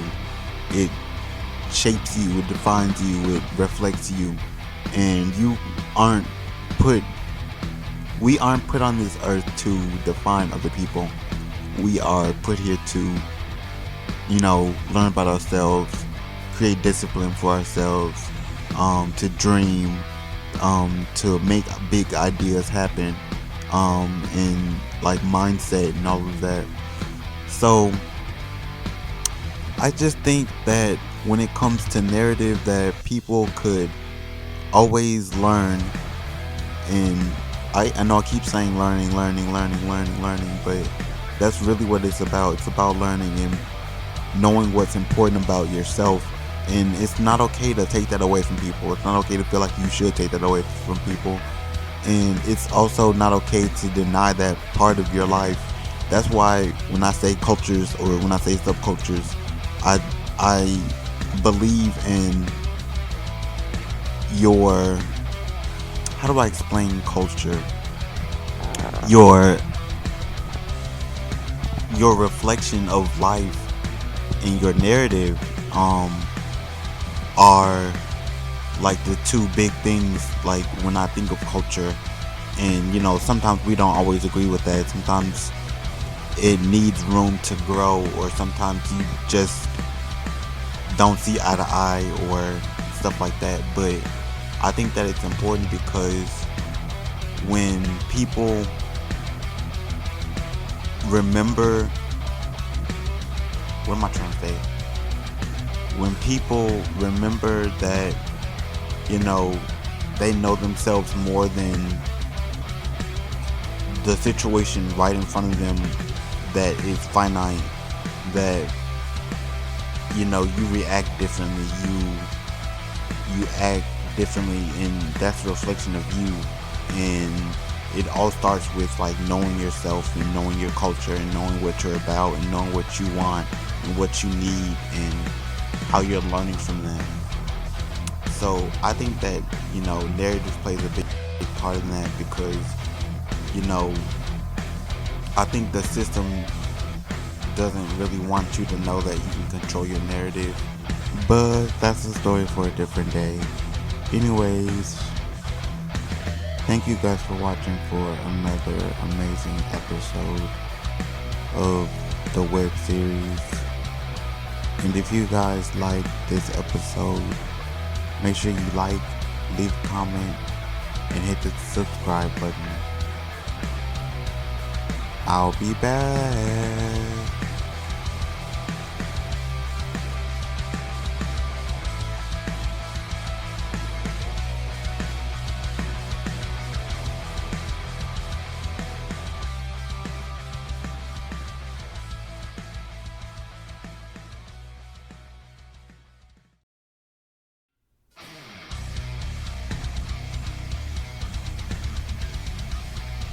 What's up, you guys? It's InGames here again for another fucking episode of the podcast. Let's get started. What's good? What's good in your hood?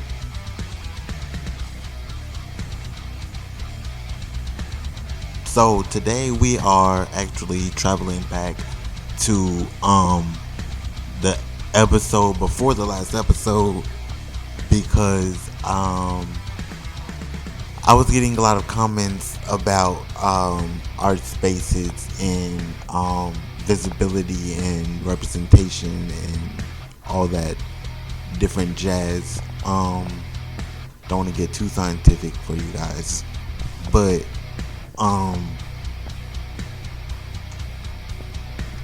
yeah, we're talking about visibility because in the alternative community, it's kind of like a big thing for people of color to want visibility, to seek visibility, to look for that in the mainstream. And I think that when you're younger, some of you might be young adults, some of you might be teenagers even, but like in like your preteen years, your young teenage years, you're very impressionable and you see things on mainstream media that influence you very heavily to be who you are. And I'm not gonna downplay that at all, but I think that in alternative culture it kind of leads you astray because alternative culture is not all that is cracked up to be. So today we are talking about visibility in the alternative community because I think that that's an important topic that needs to be talked about. So yeah, let's talk about what visibility means in first, because I think that visibility for alternative black kids is way too often a touchy subject because first of all, we fear that people won't understand us, and there's nothing wrong with seeking understanding.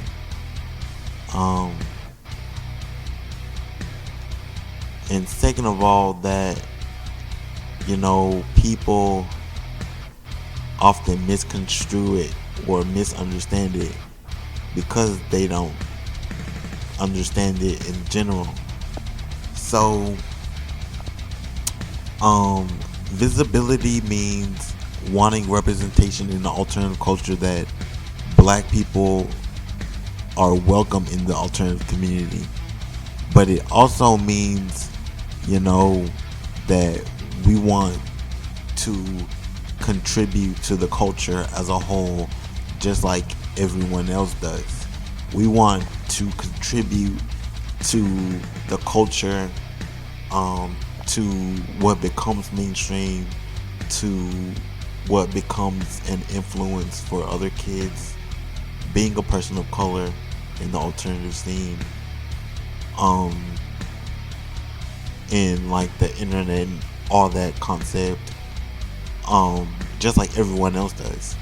So I'm just gonna say really early in this podcast, like, let's just keep it real. Like, being a black alternative kid is not easy. It's not. I don't want to downplay anybody's struggles, anybody's life situation. It might not be a struggle. It might just be life. I don't want to downplay that in any way for anyone. So excuse me as I tread lightly, but it's being in the alternative culture in general is not easy. So I think that, struggling to fit in, that concept, finding yourself, that concept, knowing who you are, that concept, those are often things that a lot of us deal with, as well as things like anxiety and existentialism and trauma, past mistakes, struggling to heal, depression, sexuality, identity. I go on forever. That we all struggle with.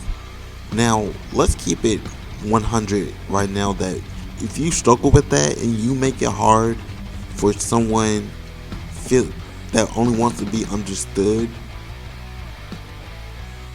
you're an asshole. You're something deeper than an asshole.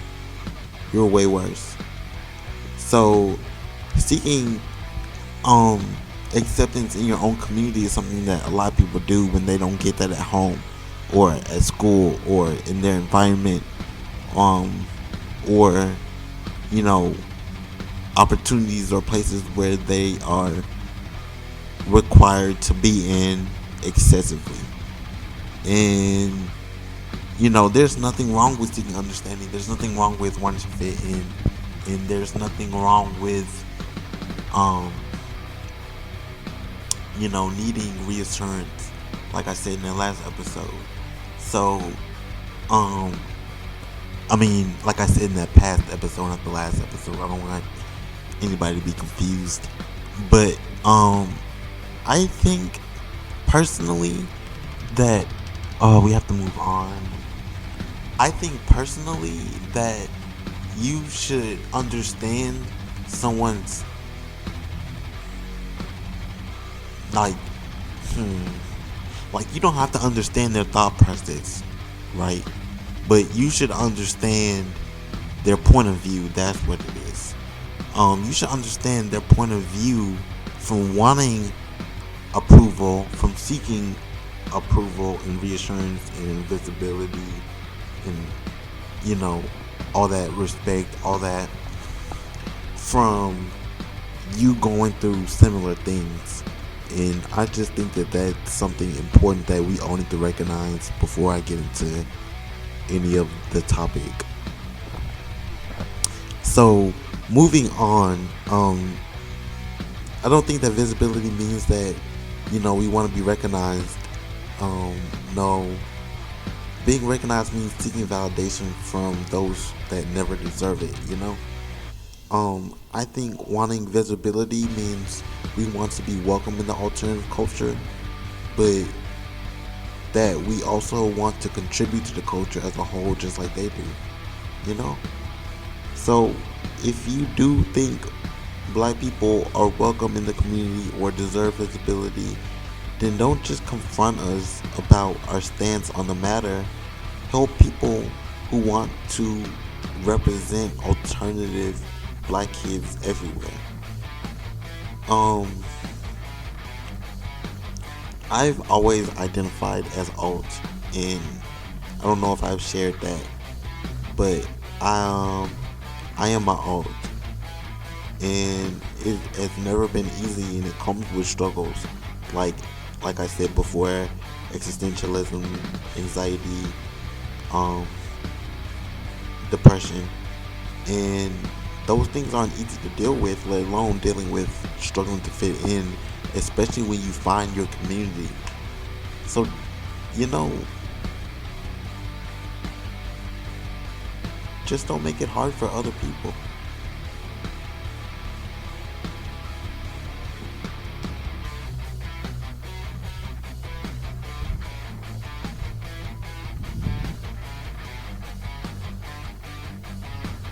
So, I also wanted to,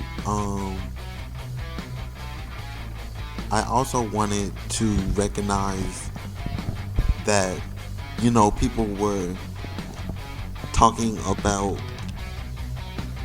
in detail, alternative art spaces and the art space that the podcast community brings in. I think that a lot of people misconstrue a lot of the times that people's struggles are real, and that a lot of culture comes with struggle, and that's fine. We should acknowledge that for everyone and move on. That, hey, you have your struggles, I have my struggles, let's move on. But in the alternative culture, being a black kid is hard. It's hard to be a black kid in general. We don't want to deal with that. But embracing who you are, embracing your identity, like, I just deeply feel like we shouldn't have to deal with that in our own community. So we should be making smart choices. It's okay to ask questions. It's okay to want answers. But like I said before, it's all about helping people represent other people, because influence is very, very, very real. And that's pretty much the basics of everything that I want to say. So, to wrap it up, I just want to say thank you guys for acknowledging, the alternative podcast genre and art spaces for the community that podcasting brings to, culture. I really appreciate that. I do. But, at the end of the day, being a part of a culture is, or it may seem to, come with personal struggles, inner struggles. So we should be taking those things into consideration when we question people's intentions on visibility and representation in mainstream. So yeah, that's all for this episode. Thank you guys so much for listening to that. I'm just really glad to get off my chest because, there were like a lot of arguments and fighting, but as well as all of that, there was also a lot of discussion, and I love that for the community just as much as I love that for my podcast. So keep spreading awareness, you guys, because spreading awareness is beautiful. I'm in games. Your favorite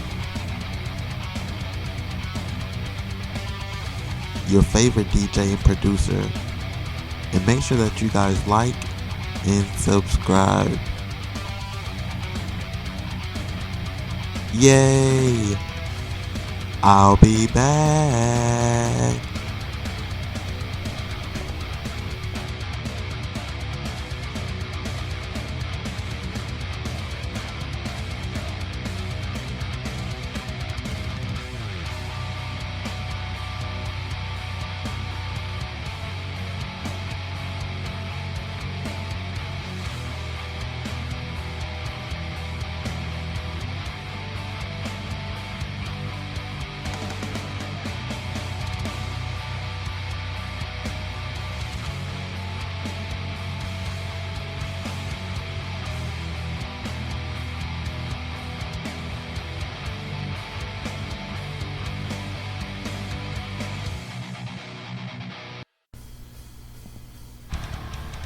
What's up? What's up? What's up? It's your favorite motherfucking producer in the game, in games, and we're back for another fucking episode.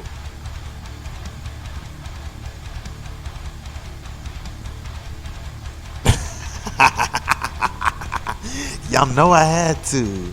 Y'all know I had to with this one. Okay, let's get into the motherfucking topic. Pass me my water. Pass me my. Thank you. Okay. Lorna Shore is a American deathcore band that originated in, okay, I don't know when they originated, but we're talking about Lorna Shore tonight because I am just tired of y'all asking me to talk about this fucking band. So let's get into it. Do I like Lorna Shore? They got good songs. I'm not gonna even front with y'all. They got some good songs, but are they a good band?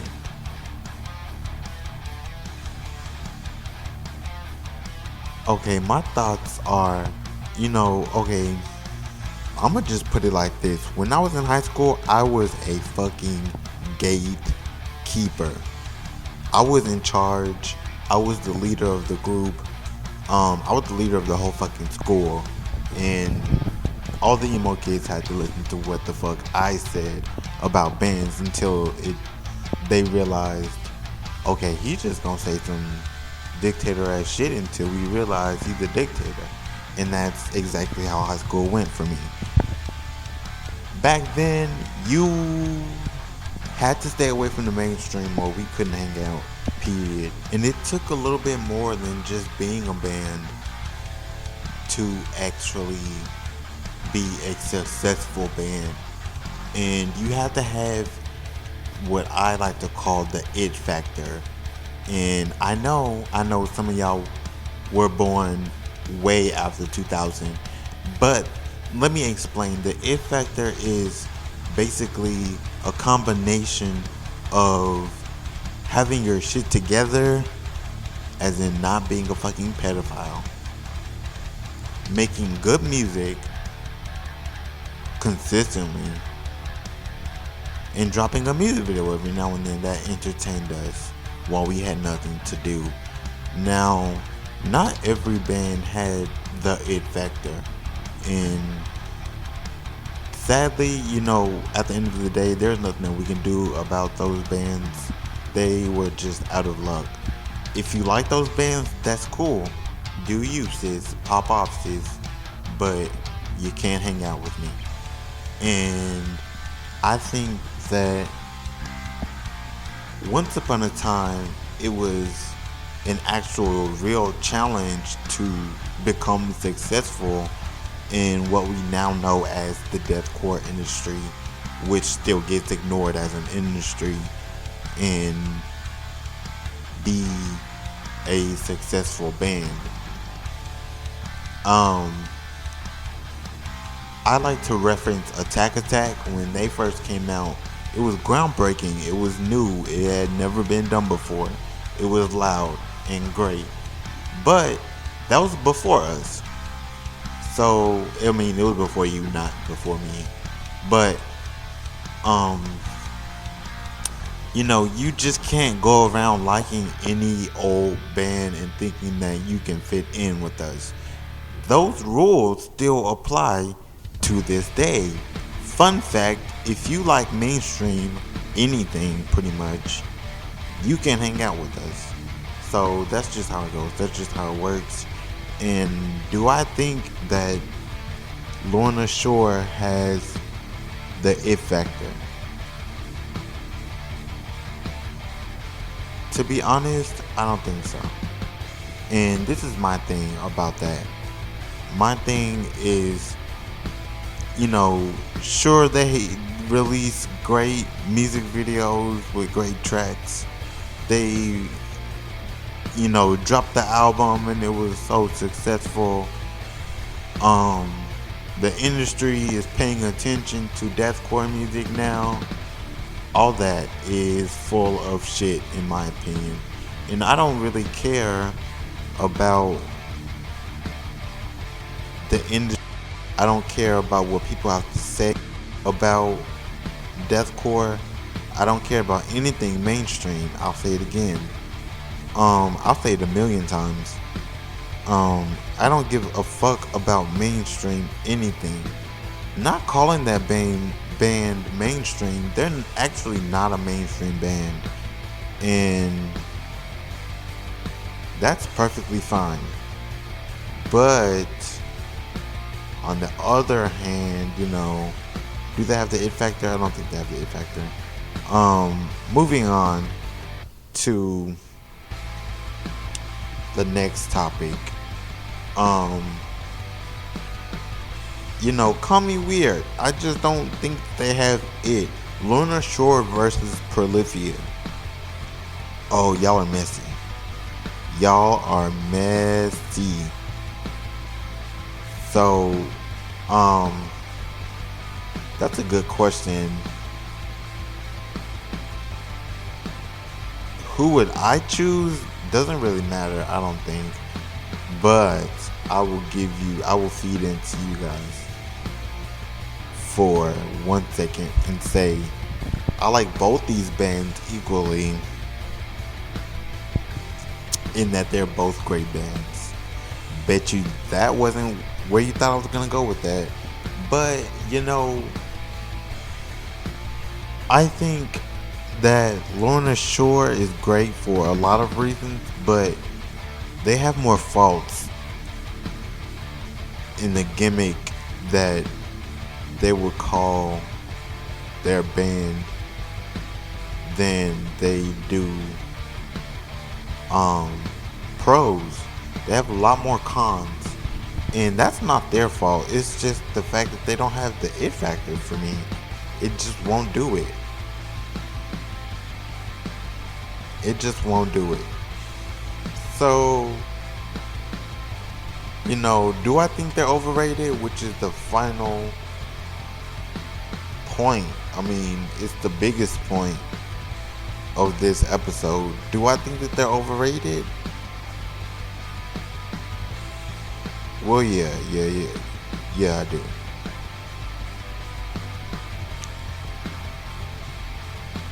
Who is a better vocalist in metalcore/deathcore? Mitch Luker, Tom Barber, the lead singer of Fly to Prevail, the lead singer of Oceano. They're brutal, they're good, they're good bands, but what do I know?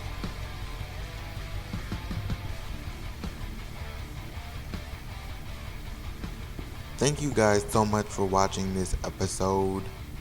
If you like this episode, you can watch all the episodes on our YouTube channel, which will be in the description down below. Thank you guys. Make sure that you check out the previous episodes. Stay tuned for a later episode, and let's get back to the show.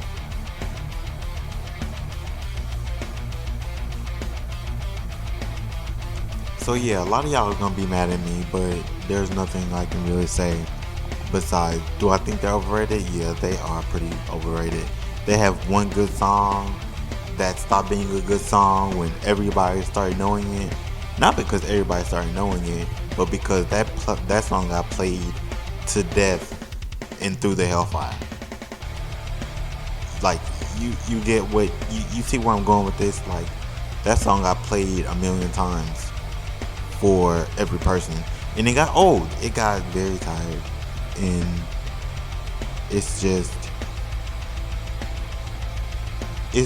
that band is not my thing. Thank you for watching. Stay tuned for another episode, and I'll be back.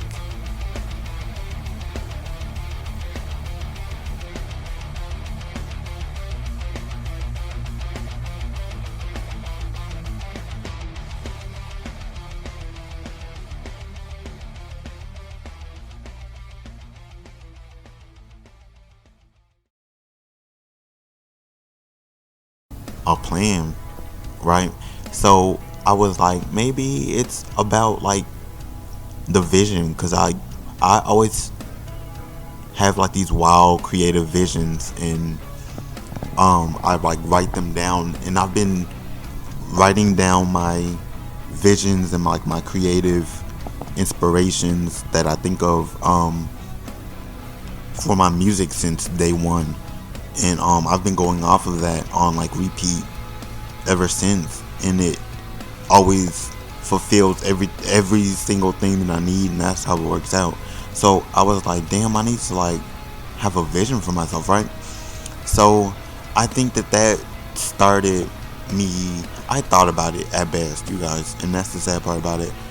I was thinking about it. I never like wrote anything down. Never. I could have like pulled out my phone and texted it to myself. Never did any of that, right? But I think that I like the idea so much because it's like this plan for yourself. It's like, damn, and I can't think of a fucking example except for like God's plan for you. You know, like it's like taking control.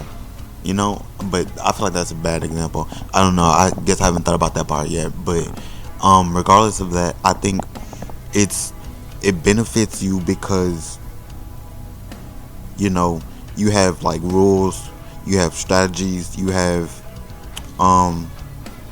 obligations and responsibilities and plans and steps that you can take, like a guideline.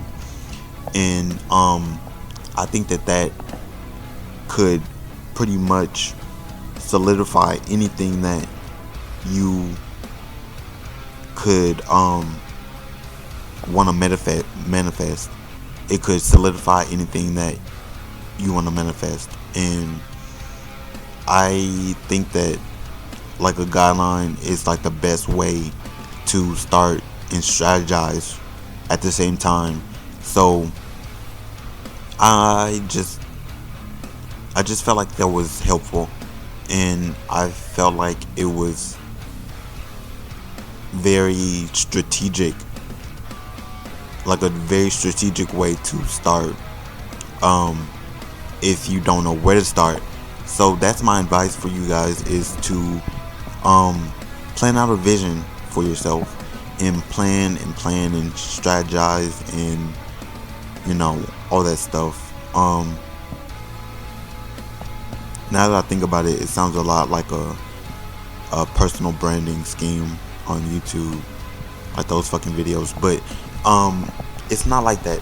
I think that when you are strategizing, you put yourself first of all, and you're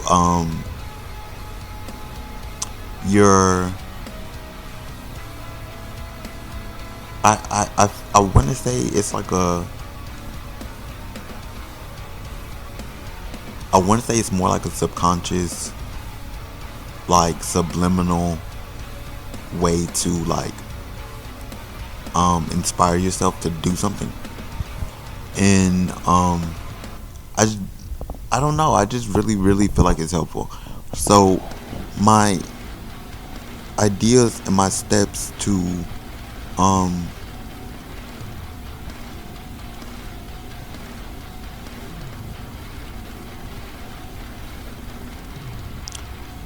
my ideas and my steps to planning a vision for yourself aren't like what you think they are.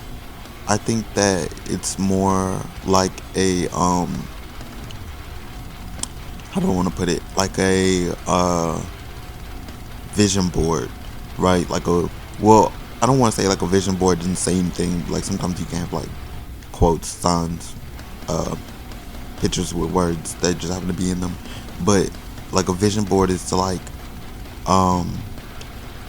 infer.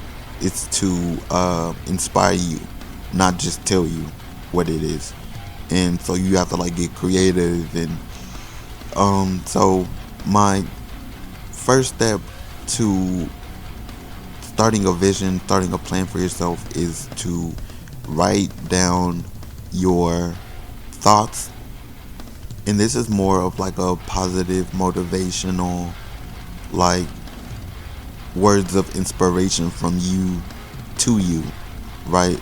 So write down, stuff like what you could say in the future to keep your mind positive and give you hope or motivate you. Write down quotes from you that inspire you in the future. Write down journal entries that will, like, almost, I want to say, like a prediction of like problems you might face, but giving the answer. And I did this in a journal for a really long time in like 2021, I want to say. And I did like a lot of it. I think I did like a fourth of that journal. And then I ended up like I would read it out loud all the time. But I think I did like a video where I was like flipping through it and like analyzing it. And then after that, I put it somewhere, never opened it again. I ended up moving. I definitely don't know where it is now. Into a house, and I moved, and I don't know where it is.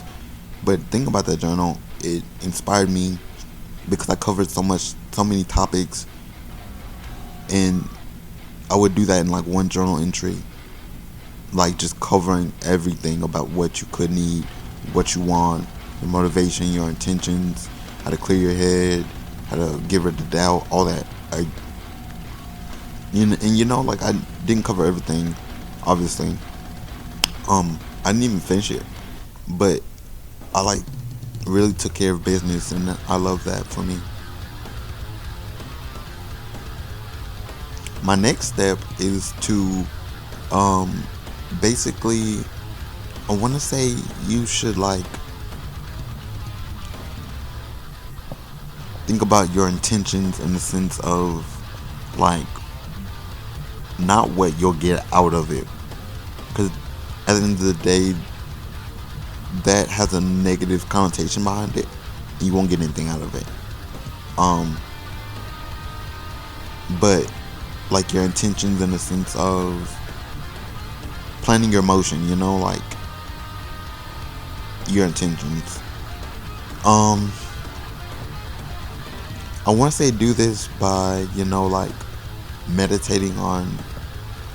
Okay, so you know how I shared the story at the beginning of the podcast, right? So, for example, I was like thinking. Okay, I wasn't necessarily thinking in the part when it started. I was like having a panic attack, but I started meditating and like thinking to myself, right? And too often we look over that possibility and don't take advantage of it. And I think like narrating your life, I feel like talking to yourself, having conversations with yourself, and controlling your narrative, I think that those are important ways to take advantage of being able to have a conversation with yourself. So I think that you should definitely, and journaling is a good way to do it, but I think just thinking to yourself and responding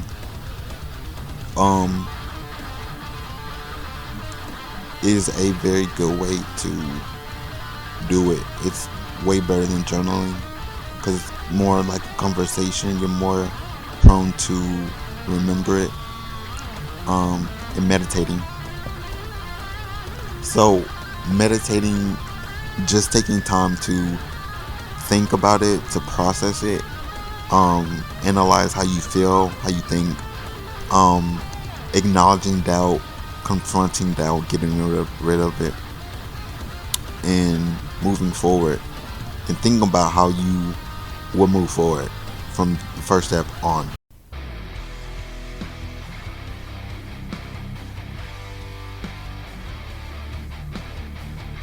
What's up, you guys? It's your favorite fucking host with the most, here again for another fucking episode of the podcast. What's good?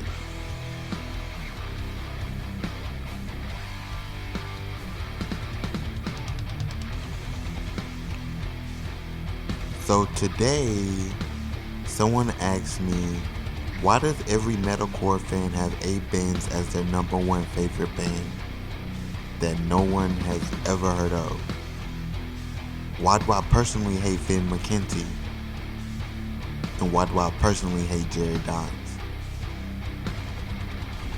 Let's get into it.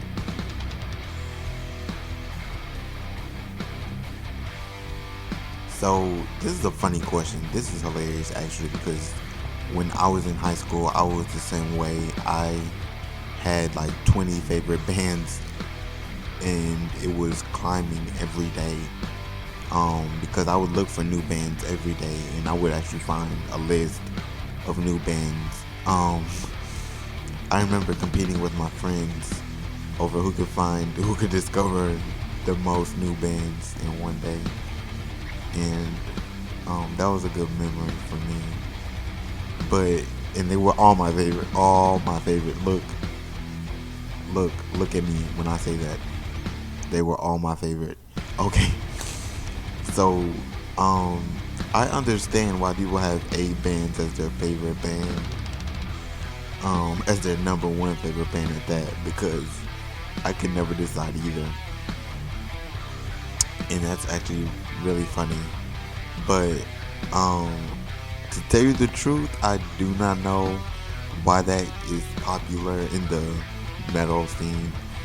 But if you only have one actual favorite band, it's probably a band that nobody has ever heard of. So it's probably for the best that, you stick with the popular bands, the bands that people have actually listened to, the bands that actually have music videos. But, yeah, I think that, I don't know, I just can't explain that. That's a really funny question now. I'm really glad that somebody asked me that, because it just reminds me of when I was like that fucking annoying ass teenager elitist that was like, no, you can't like this band, but here are like 20 other bands that you can like. That's just like that band, because that band is gay. I feel like I've said that on this podcast before. Have I? I think I have. Anyways, yeah. So the real tea is that it's okay to have more than one favorite band. As a favorite band, because who can pick anyways? If you can pick, you're probably really weird. That's not fair. I know that's not fair. But let's face it, you're probably just really weird. So, moving on to the next question, let's get into the real tea about things, because this is actually a really good question, and I don't know how you know that I hate Finn McKenty, or why I hate Finn McKenty. You probably obviously don't know why I hate him, but I have gone out of my way at least 4 times on the internet to bash him on the internet, because I really do not like him.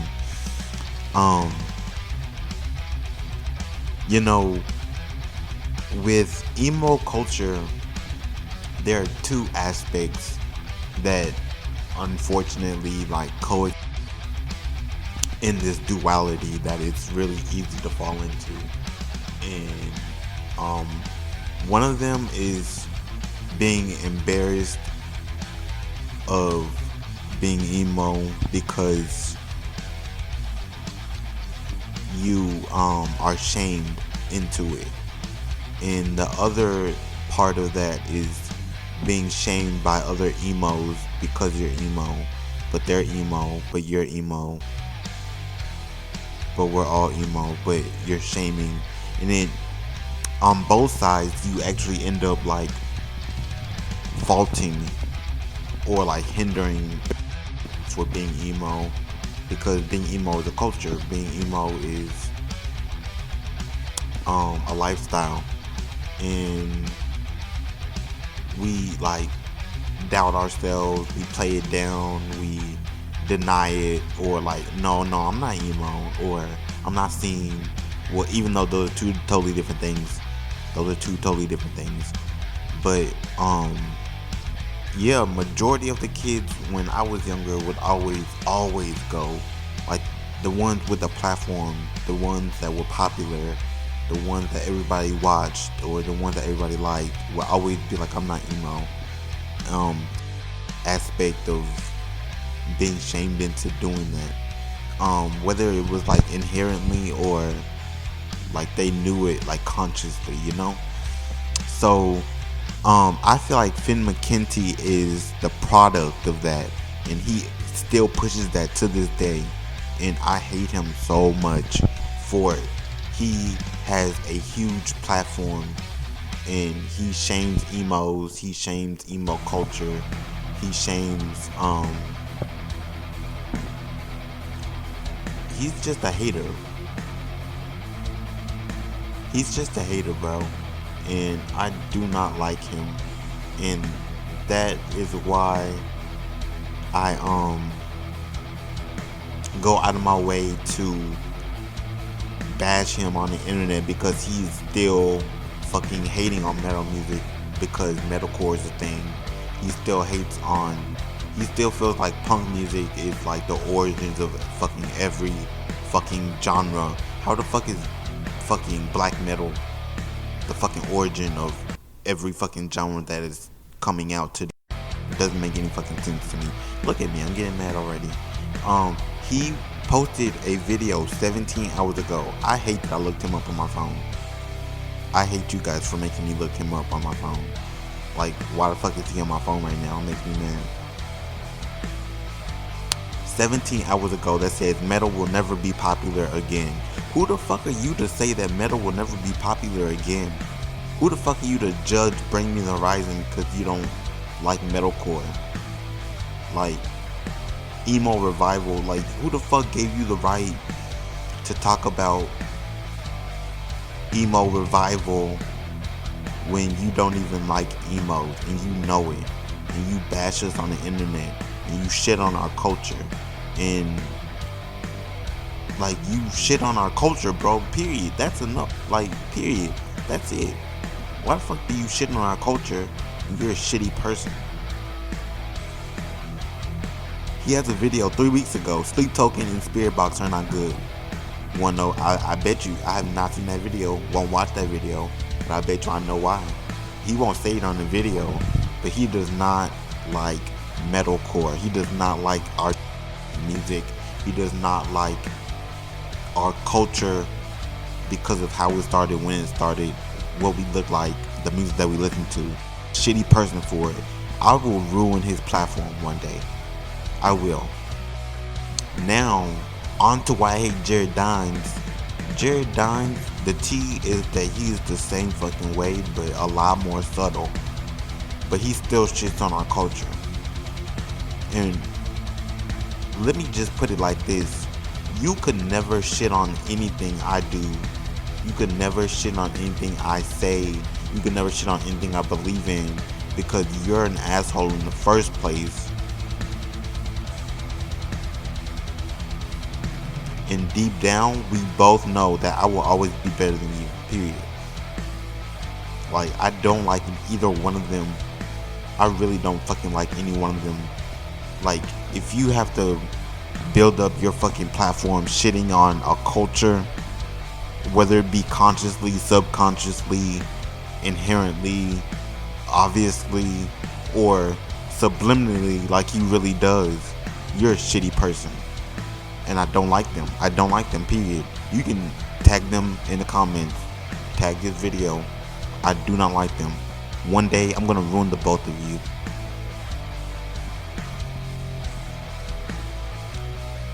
Thank you guys for watching. Make sure that you like this video, comment, and leave a comment, and leave a comment, and leave a comment. Thanks.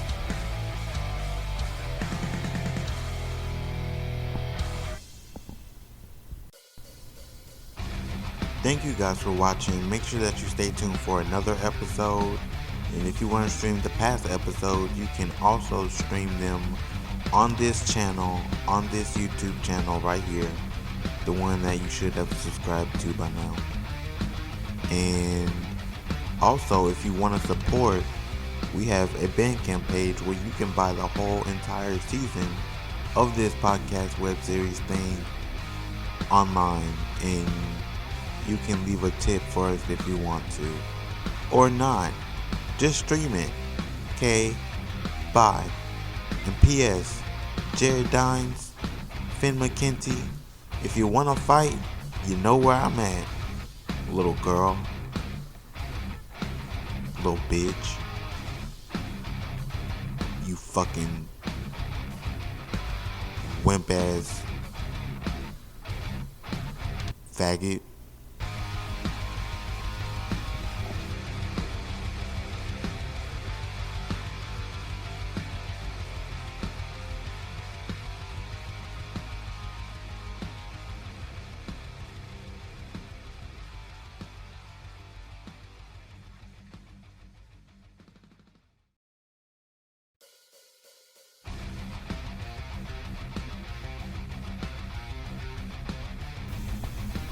What's up, you guys? It's your favorite motherfucking bedroom producer slash DJ in games in the fucking house. Let's turn up for another fucking episode of the podcast. Now, I'm gonna just mention real quick that I might sound different because yet again I'm using a different fucking mic. I blame my producer. So today we are talking about the infamous vocalist Mitch Luker from the infamous band Suicide Silence.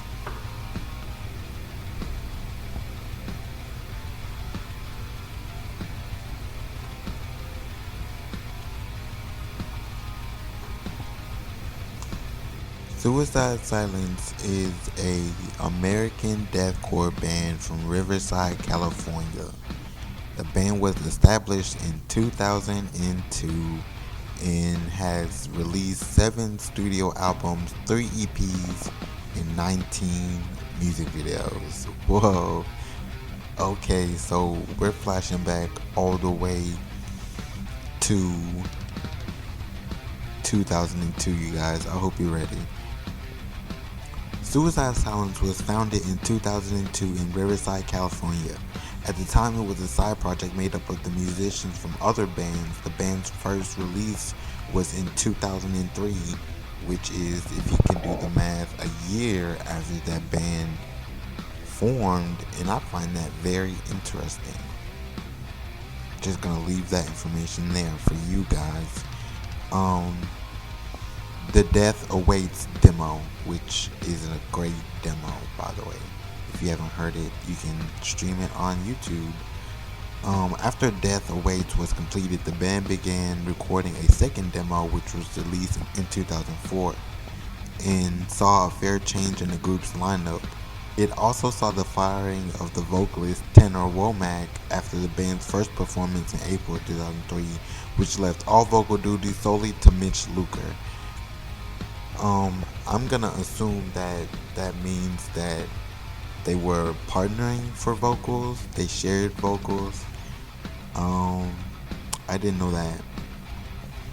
Who had joined as a co-vocalist just after the recording of Death Waits. Okay, if I kept reading, if I kept reading, we would have found out. The following year, the band began working on their first release backed by a small independent label, a self-titled EP, which was released at the end of September of that year. So we're here talking about the infamous Mitch Luker and my thoughts on the band Suicide Silence. And yeah, so I love this band, I really do. So don't get me wrong, despite what I do say or critique them on, I do love this band unconditionally, and I've loved them since, they're self-titled. And I might critique them, I might say some words that doesn't necessarily reflect that, but I do love his band. That being said, Mitch Luker was an amazing vocalist, and sadly, I don't think that he got his respect that he deserved as a vocalist, because people were too busy never recognizing him because he made deathcore music, or because he made metalcore music, or and people were also very much too busy labeling him, categorizing him, and also comparing him to other lead vocalists. And it seemed like back when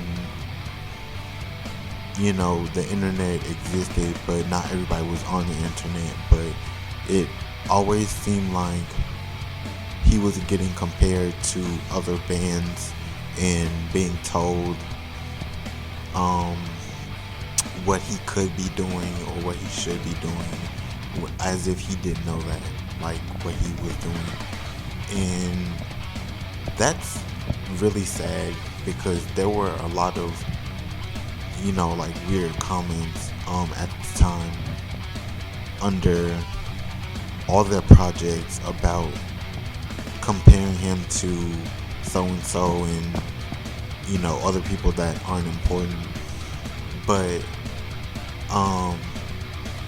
I remember when this band came out and their shirts hit Hot Topic so quick and hard, and it was great because I didn't have a mainstream band that I listened to that was popular and also was successful in the industry.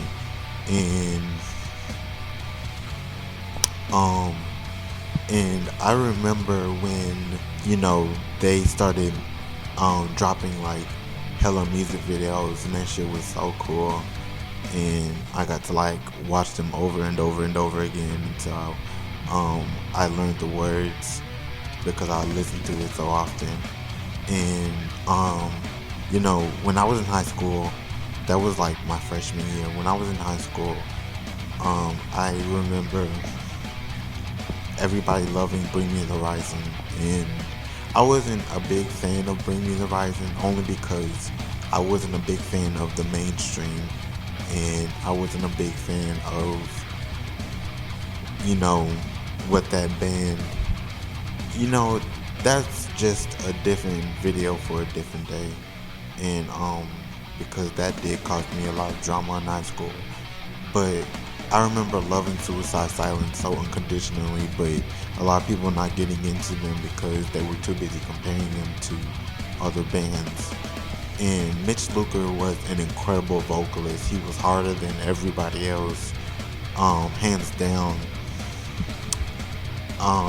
And I'll give you that he had a little competition with like Chelsea Grin and like Born of Osiris, but other bands were too busy doing vocals, clean vocals. Was too busy doing clean vocals, and Mitch Luker was coming hard for the vocals that Suicide Silence became known for. And sadly, it wasn't until he died that everybody paid respect to him. And I found that sad. I found that disappointing, because why would you wait to give somebody the credit that they worked hard for, and it showed because they passed away.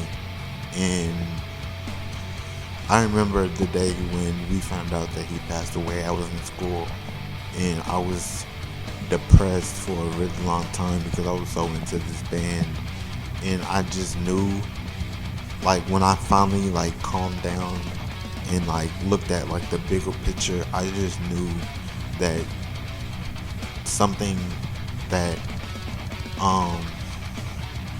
was important to me and big in my life wasn't gonna be the same. And yeah, you know, that band ended up getting a new lead vocalist, and that's all the drama that it just needs to be. But I won't go into their new vocalist, but I did love Mitch Looker. I did love Mitch, and I did love his vocals, and I did think he was incredible, and I do think that he is one of the hardest vocalists of our generation, of our time, and he just deserves so much respect because their self-titled EP, like I mentioned earlier, was fucking incredible, and it was hard. It was like, I don't know, man. Like, it was just. And then The Cleansing, which is their first album, I think it's their first album. The Cleansing, and then No Time to Bleed. I remember that album. Oh, and then I remember when The Black Crown came out, and it had a whole bunch of music videos, and I like lost my shit because I was in a time where I felt like I was losing my way, and music really did like pick me up on my feet again. And that album just gives me so many memories, and I loved it. But The Cleansing came out, and it was such a heavy album, and the concept was amazing, and the vocals were incredible, and the guitar riffs and every breakdown in that album is incredible. And yeah, and that's all I got. Thank you guys so much for watching this episode. Make sure you stay tuned for another episode. Like this video, subscribe, and leave a comment. I'll be back.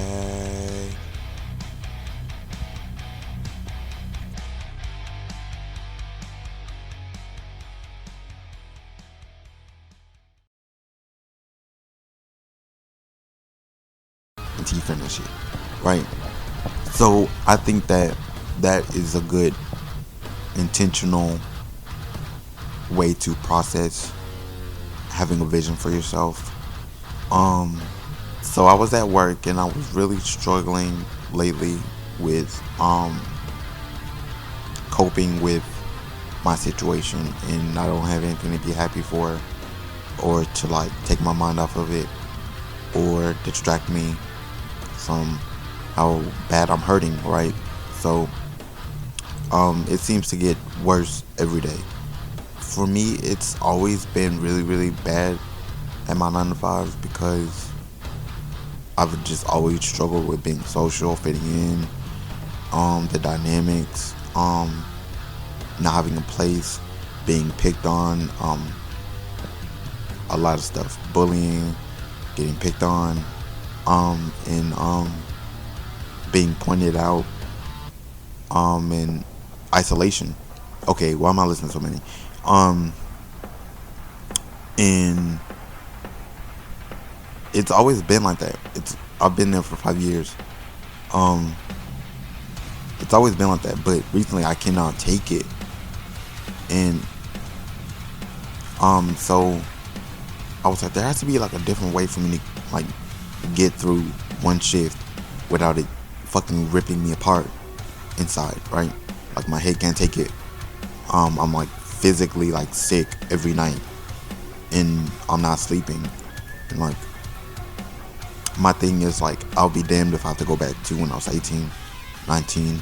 I got diagnosed with depression when I was 15, and when I was 18, 19, I was trying to kill myself. I had been depressed all my life. Like, I was 9 having like mental breakdowns. I didn't get diagnosed until I was 15. So I was like 18, 19 trying to kill myself. In the span of 18, 19, 20, maybe 21, I tried to kill myself like 3 times. And so,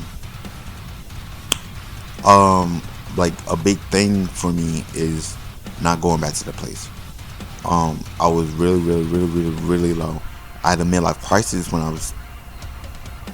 think I was about to turn 26 is when it started. Or I might have been 26. It was 26. I had a big midlife crisis when I was 26, and I spiraled, and I was even fucking worse than I was. I mean, I didn't like try to kill myself or self-harm or anything, but like my mental state was like lower than when I was 18, 19, and I'm a big advocate about not going back to that place or getting worse than that. And I didn't think I could, but lately it's been so bad, and I was like, there has to be a different way to get through this. I mean, it's like, it's only one shift, and like the next day I'll go home, crash out, and like, this part I don't understand real quick. I would go home and literally have a panic attack, not be able to sleep. I would stay up to panic, like literally. I could just put my head down, lay down until I fall asleep, but instead I would stay up and doubt and panic and have an anxiety attack the whole night, until 4 in the morning. But in some strange way, it wasn't related to me being stressed out because of work. It was just me being stressed out. And so, I'm noticing that a big part of who I am is, like, even though it's been shit at work, it could be complete utter shit, ripping me apart the entire shift, for 7 hours, 8 hours, and I would go home and not think about it. I would go home and be like, fuck them, they don't exist for me in real life, so why would they occupy? Exactly. So I would not let it get into my personal life. And recently, one shift after another was starting to one shift after another would start to build, like it would just get worse and worse and worse. Like, the shift from yesterday would start today, and it wasn't like that before. But anyways, to the point. So that's the story. So I'm basically like, there has to be another way to get through this. So I started strategizing, maneuvering, and this is the part I want you guys to this is the part that I want you guys to take from this episode, because I think that it's the important part. But I started strategizing, maneuvering, ignoring, distracting, rebuilding, destroying, and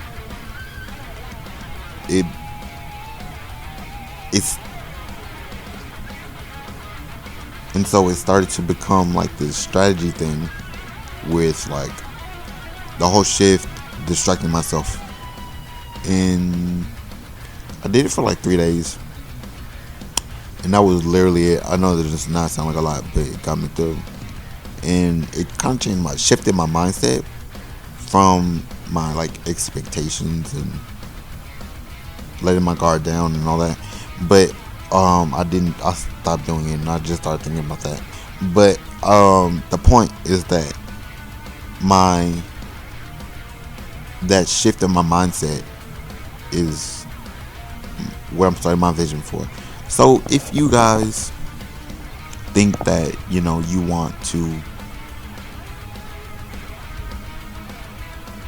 start a vision for yourself, and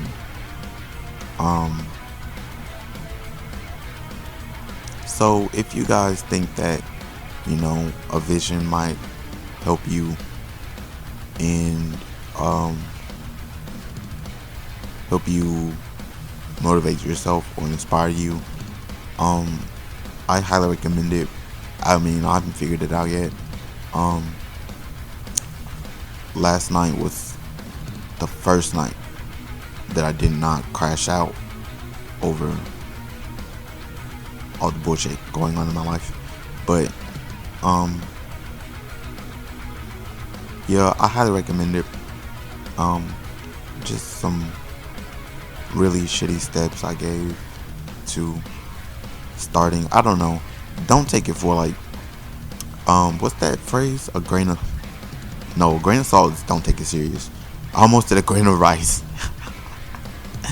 Don't take it for a grain of rice, you guys. But but just let it inspire you to do something.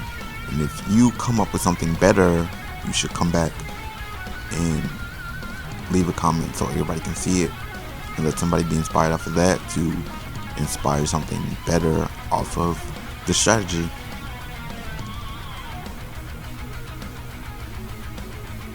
Thank you guys so much for watching. If you liked this episode,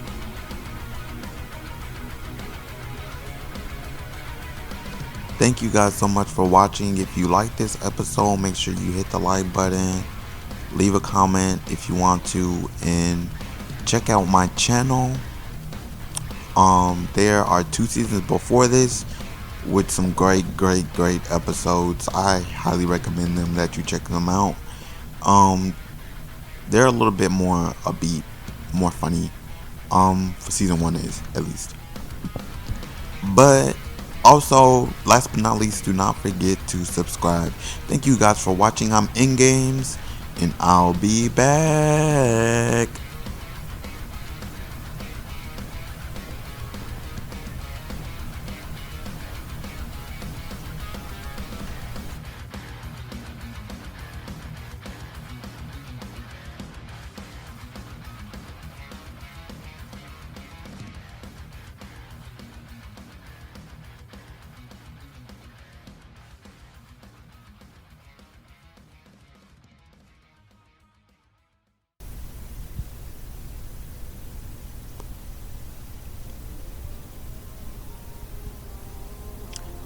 Yo,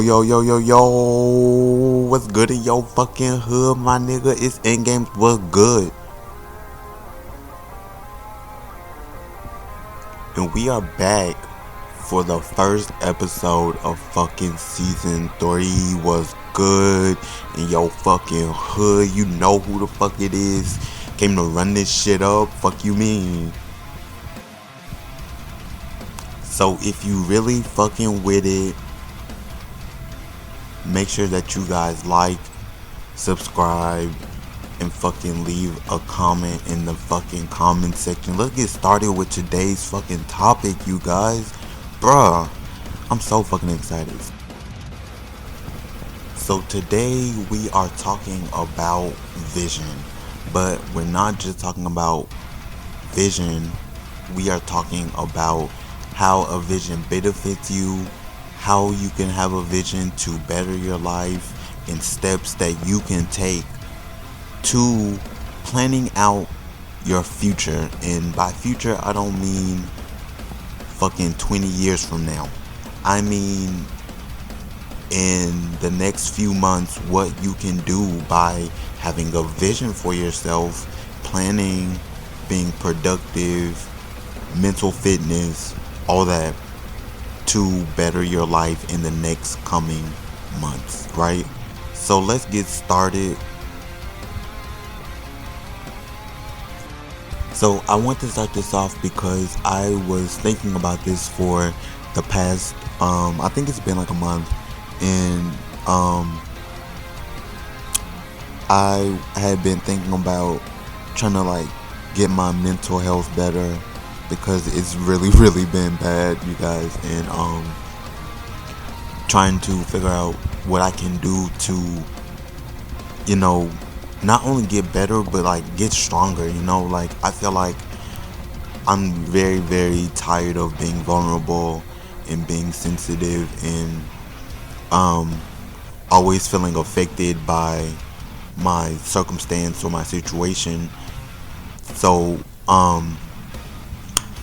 I just want to be an example of, you know I mean, not an example of, an example for someone out there that feels like, you know oh, I was born in this time and place, or with all these circumstances or experiences that are holding me back and I don't have control over my life.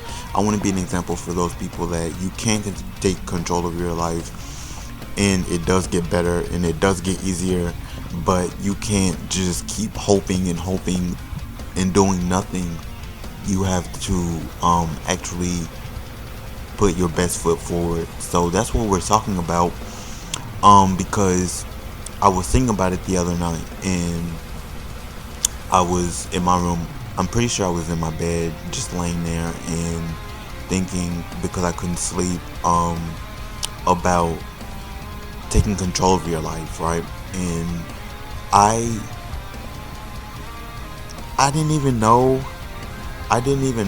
that you could have like this deep, overwhelming feeling of like drowning and like being overwhelmed and like anxiety over not having control of your life, um and like the symptoms of it are like really weird, because like you worry and like you doubt for not much of a good reason, right? And it's very very overwhelming, and like you can't think straight, and like you struggle, and like you doubt a lot, right? So I was in my bed thinking, and I was like, oh my gosh, like all this time is fucking passing by, and I do not have my shit together, and I don't even think I'm ready to be in a place to start taking steps to taking control over my life, right? And a big thing about me, like subconsciously, is um like, okay, because of the fact that I had a really hard start growing up, and I was very much a late bloomer when it came to growing up, because I never wanted to, I never thought to. So that combination kind of hindered me from like taking responsibility, taking control over my life, um,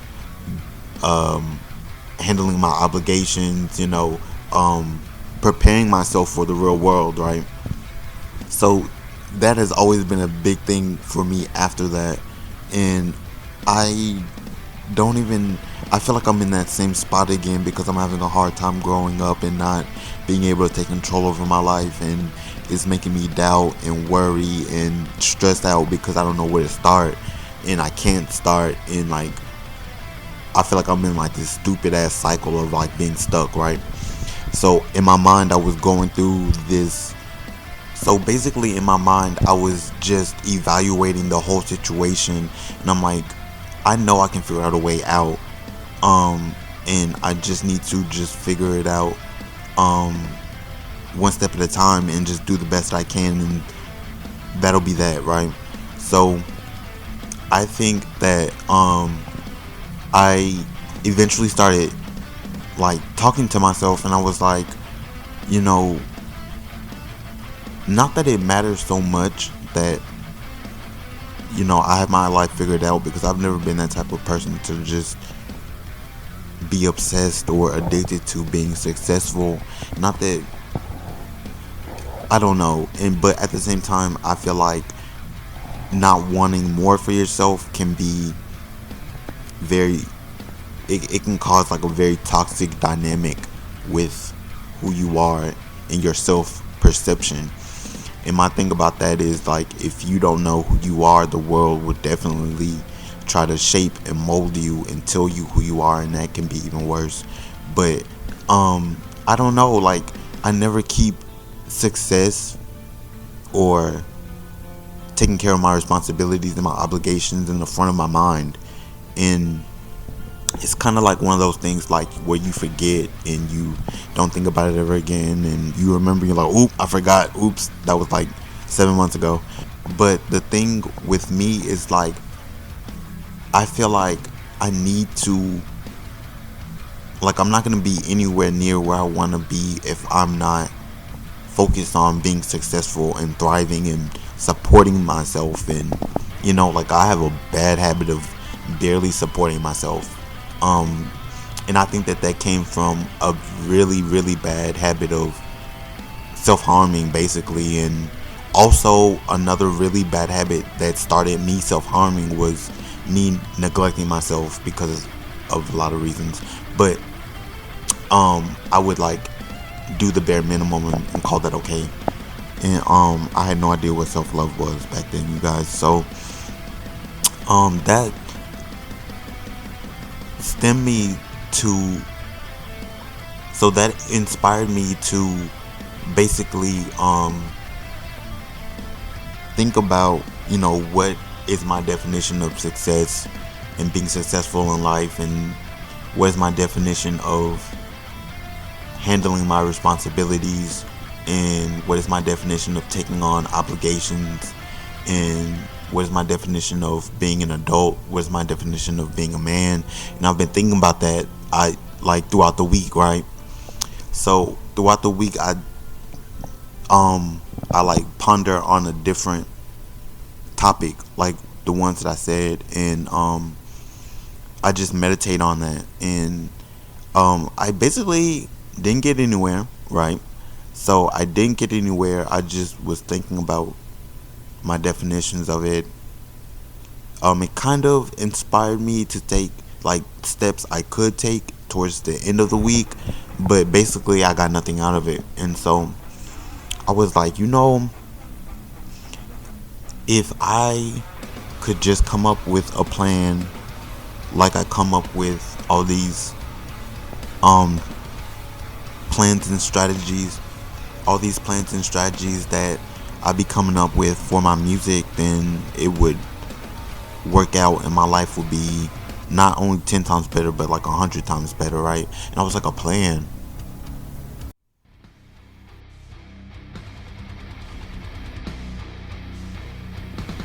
What's up, you guys? It's InGames here again for another video, and today we are talking about the podcast. Like, the podcast in general, not just like the podcast like this one. I don't know how to clarify that. Actually, I don't even know why I tried to clarify that. Moving on. So, the question that everybody has been asking in the comment is, do you think as an alternative podcast you will ever get acknowledged for making a authentic, safe place for alternative young adults?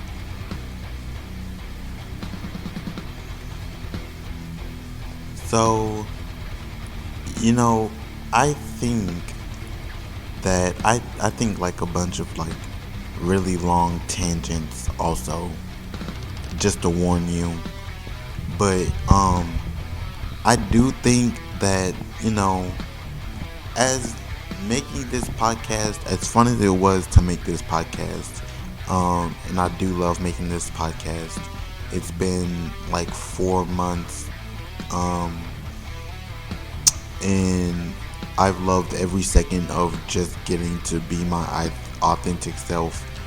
And I think that helps with creating an authentic,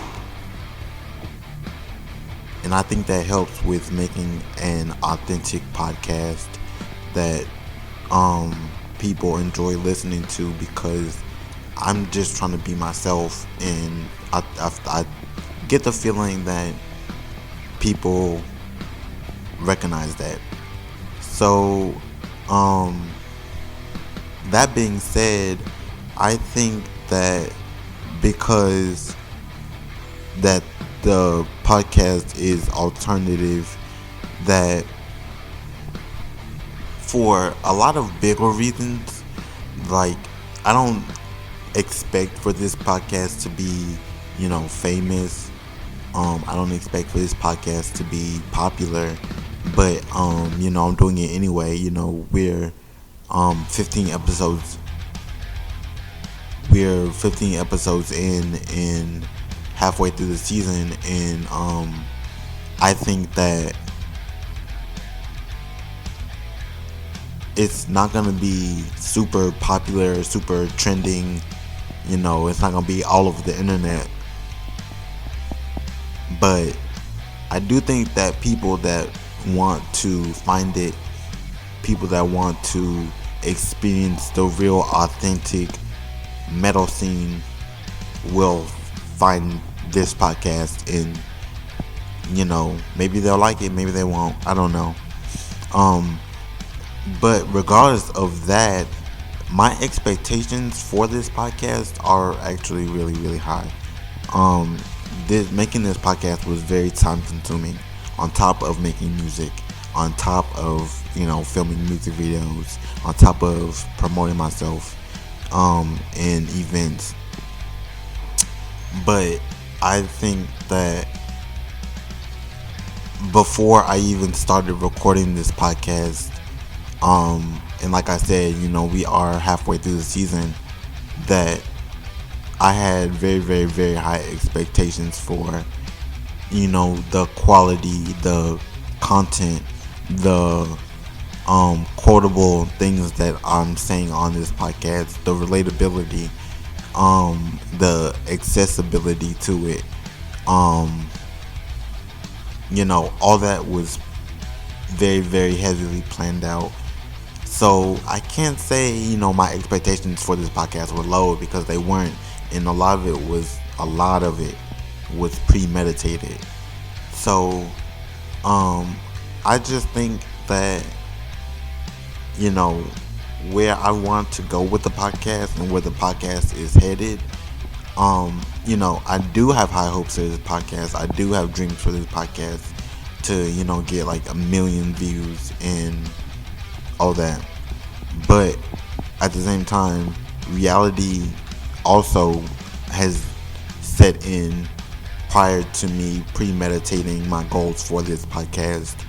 And I know that that might not be it, but success may look a lot different, but it's still success, and I still need to look at that, and I still need to pay attention to that.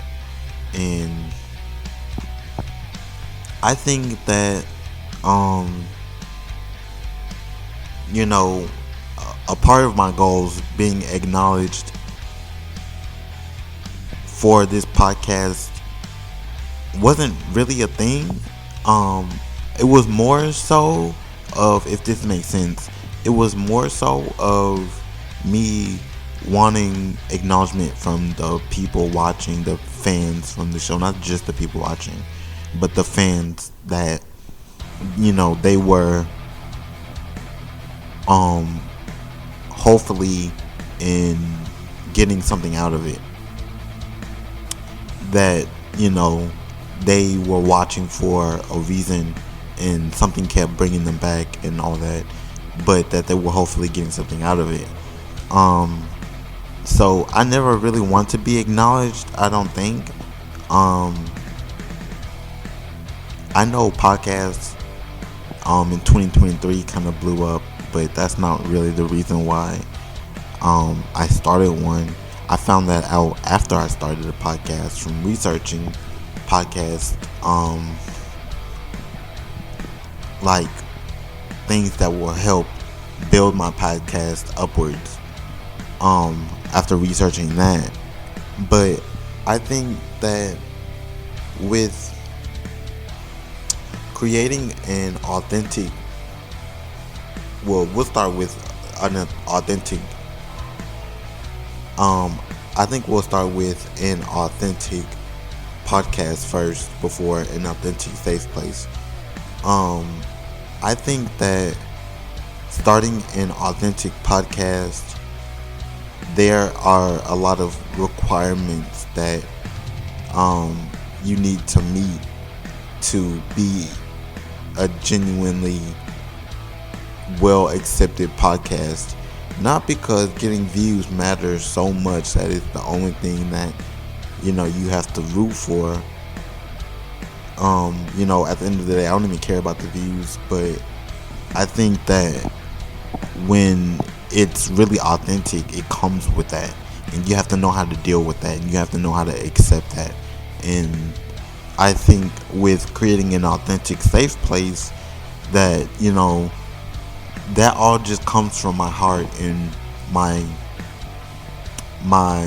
point of view, my status, my place in the world, that I just really, really, really felt a need to create that safe place for young adults, that safe place for an authentic art space, because at the end of the day, this podcast is just a part of the scene. It's not the scene, it's not a scene, but it's just a part of the scene, and I'm okay with that.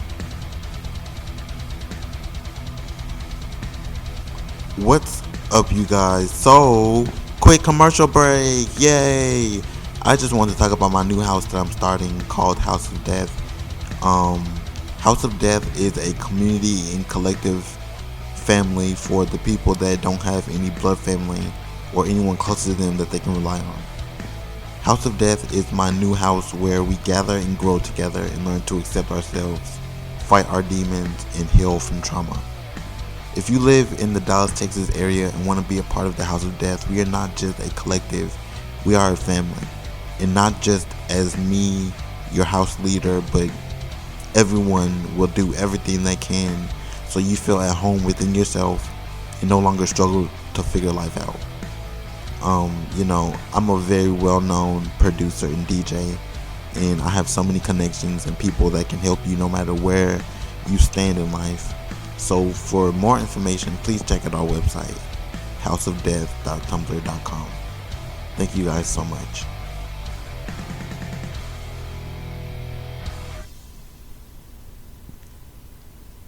So, I just really, really want to end it off with this note that I wrote for this question as a response, is that I think because my podcast is alt, I don't think that it will ever reach the popularity it deserves.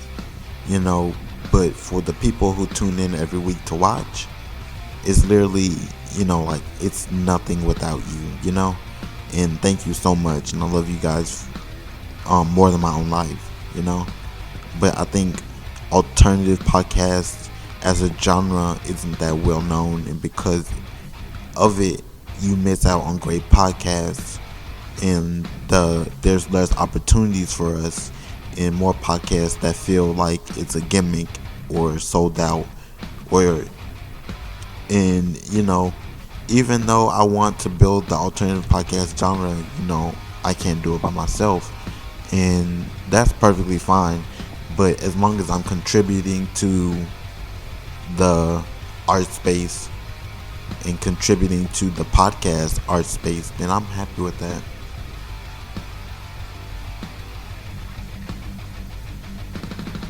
Thank you guys so much for watching. Yay! Make sure that you stay tuned, like, and subscribe. I'm in games, and I'll be back.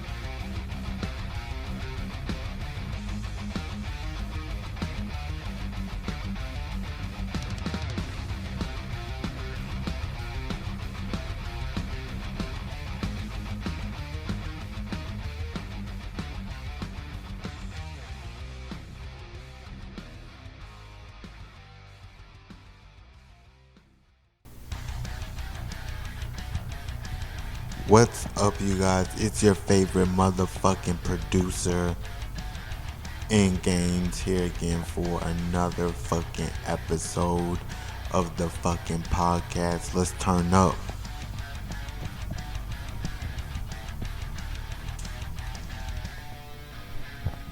So today we are talking about Tom Barber and the stan culture that follows every band he's in, and if he's overrated, my thoughts, and if he deserves greater praise or if he should remain underground.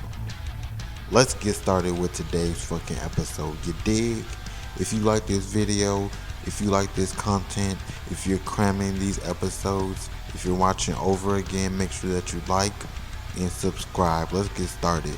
Tom Barber is actually my favorite vocalist thus far, and I will tell you that, like I said in the previous episode, my favorite band is The Devil Wears Prada. That was my high school favorite band. But listen to me when I say Tom Barber has been kicking fucking ass lately. Chelsea Grin has been dropping bangers, fucking banger after banger, bro. It's crazy. And if you don't listen to that band, it's probably because you're autistic. It's probably because you're mentally retarded. It's probably because of mental illness. You're dumb, okay? You're stupid if you don't listen to Chelsea Grin. They drop bangers, bro. And he has a new band called Darko, but this is not about Darko, even though that band drops bangers after fucking banger. Bro, incredible. This is about Tom Barber and his amazing vocals. I have to give it to you.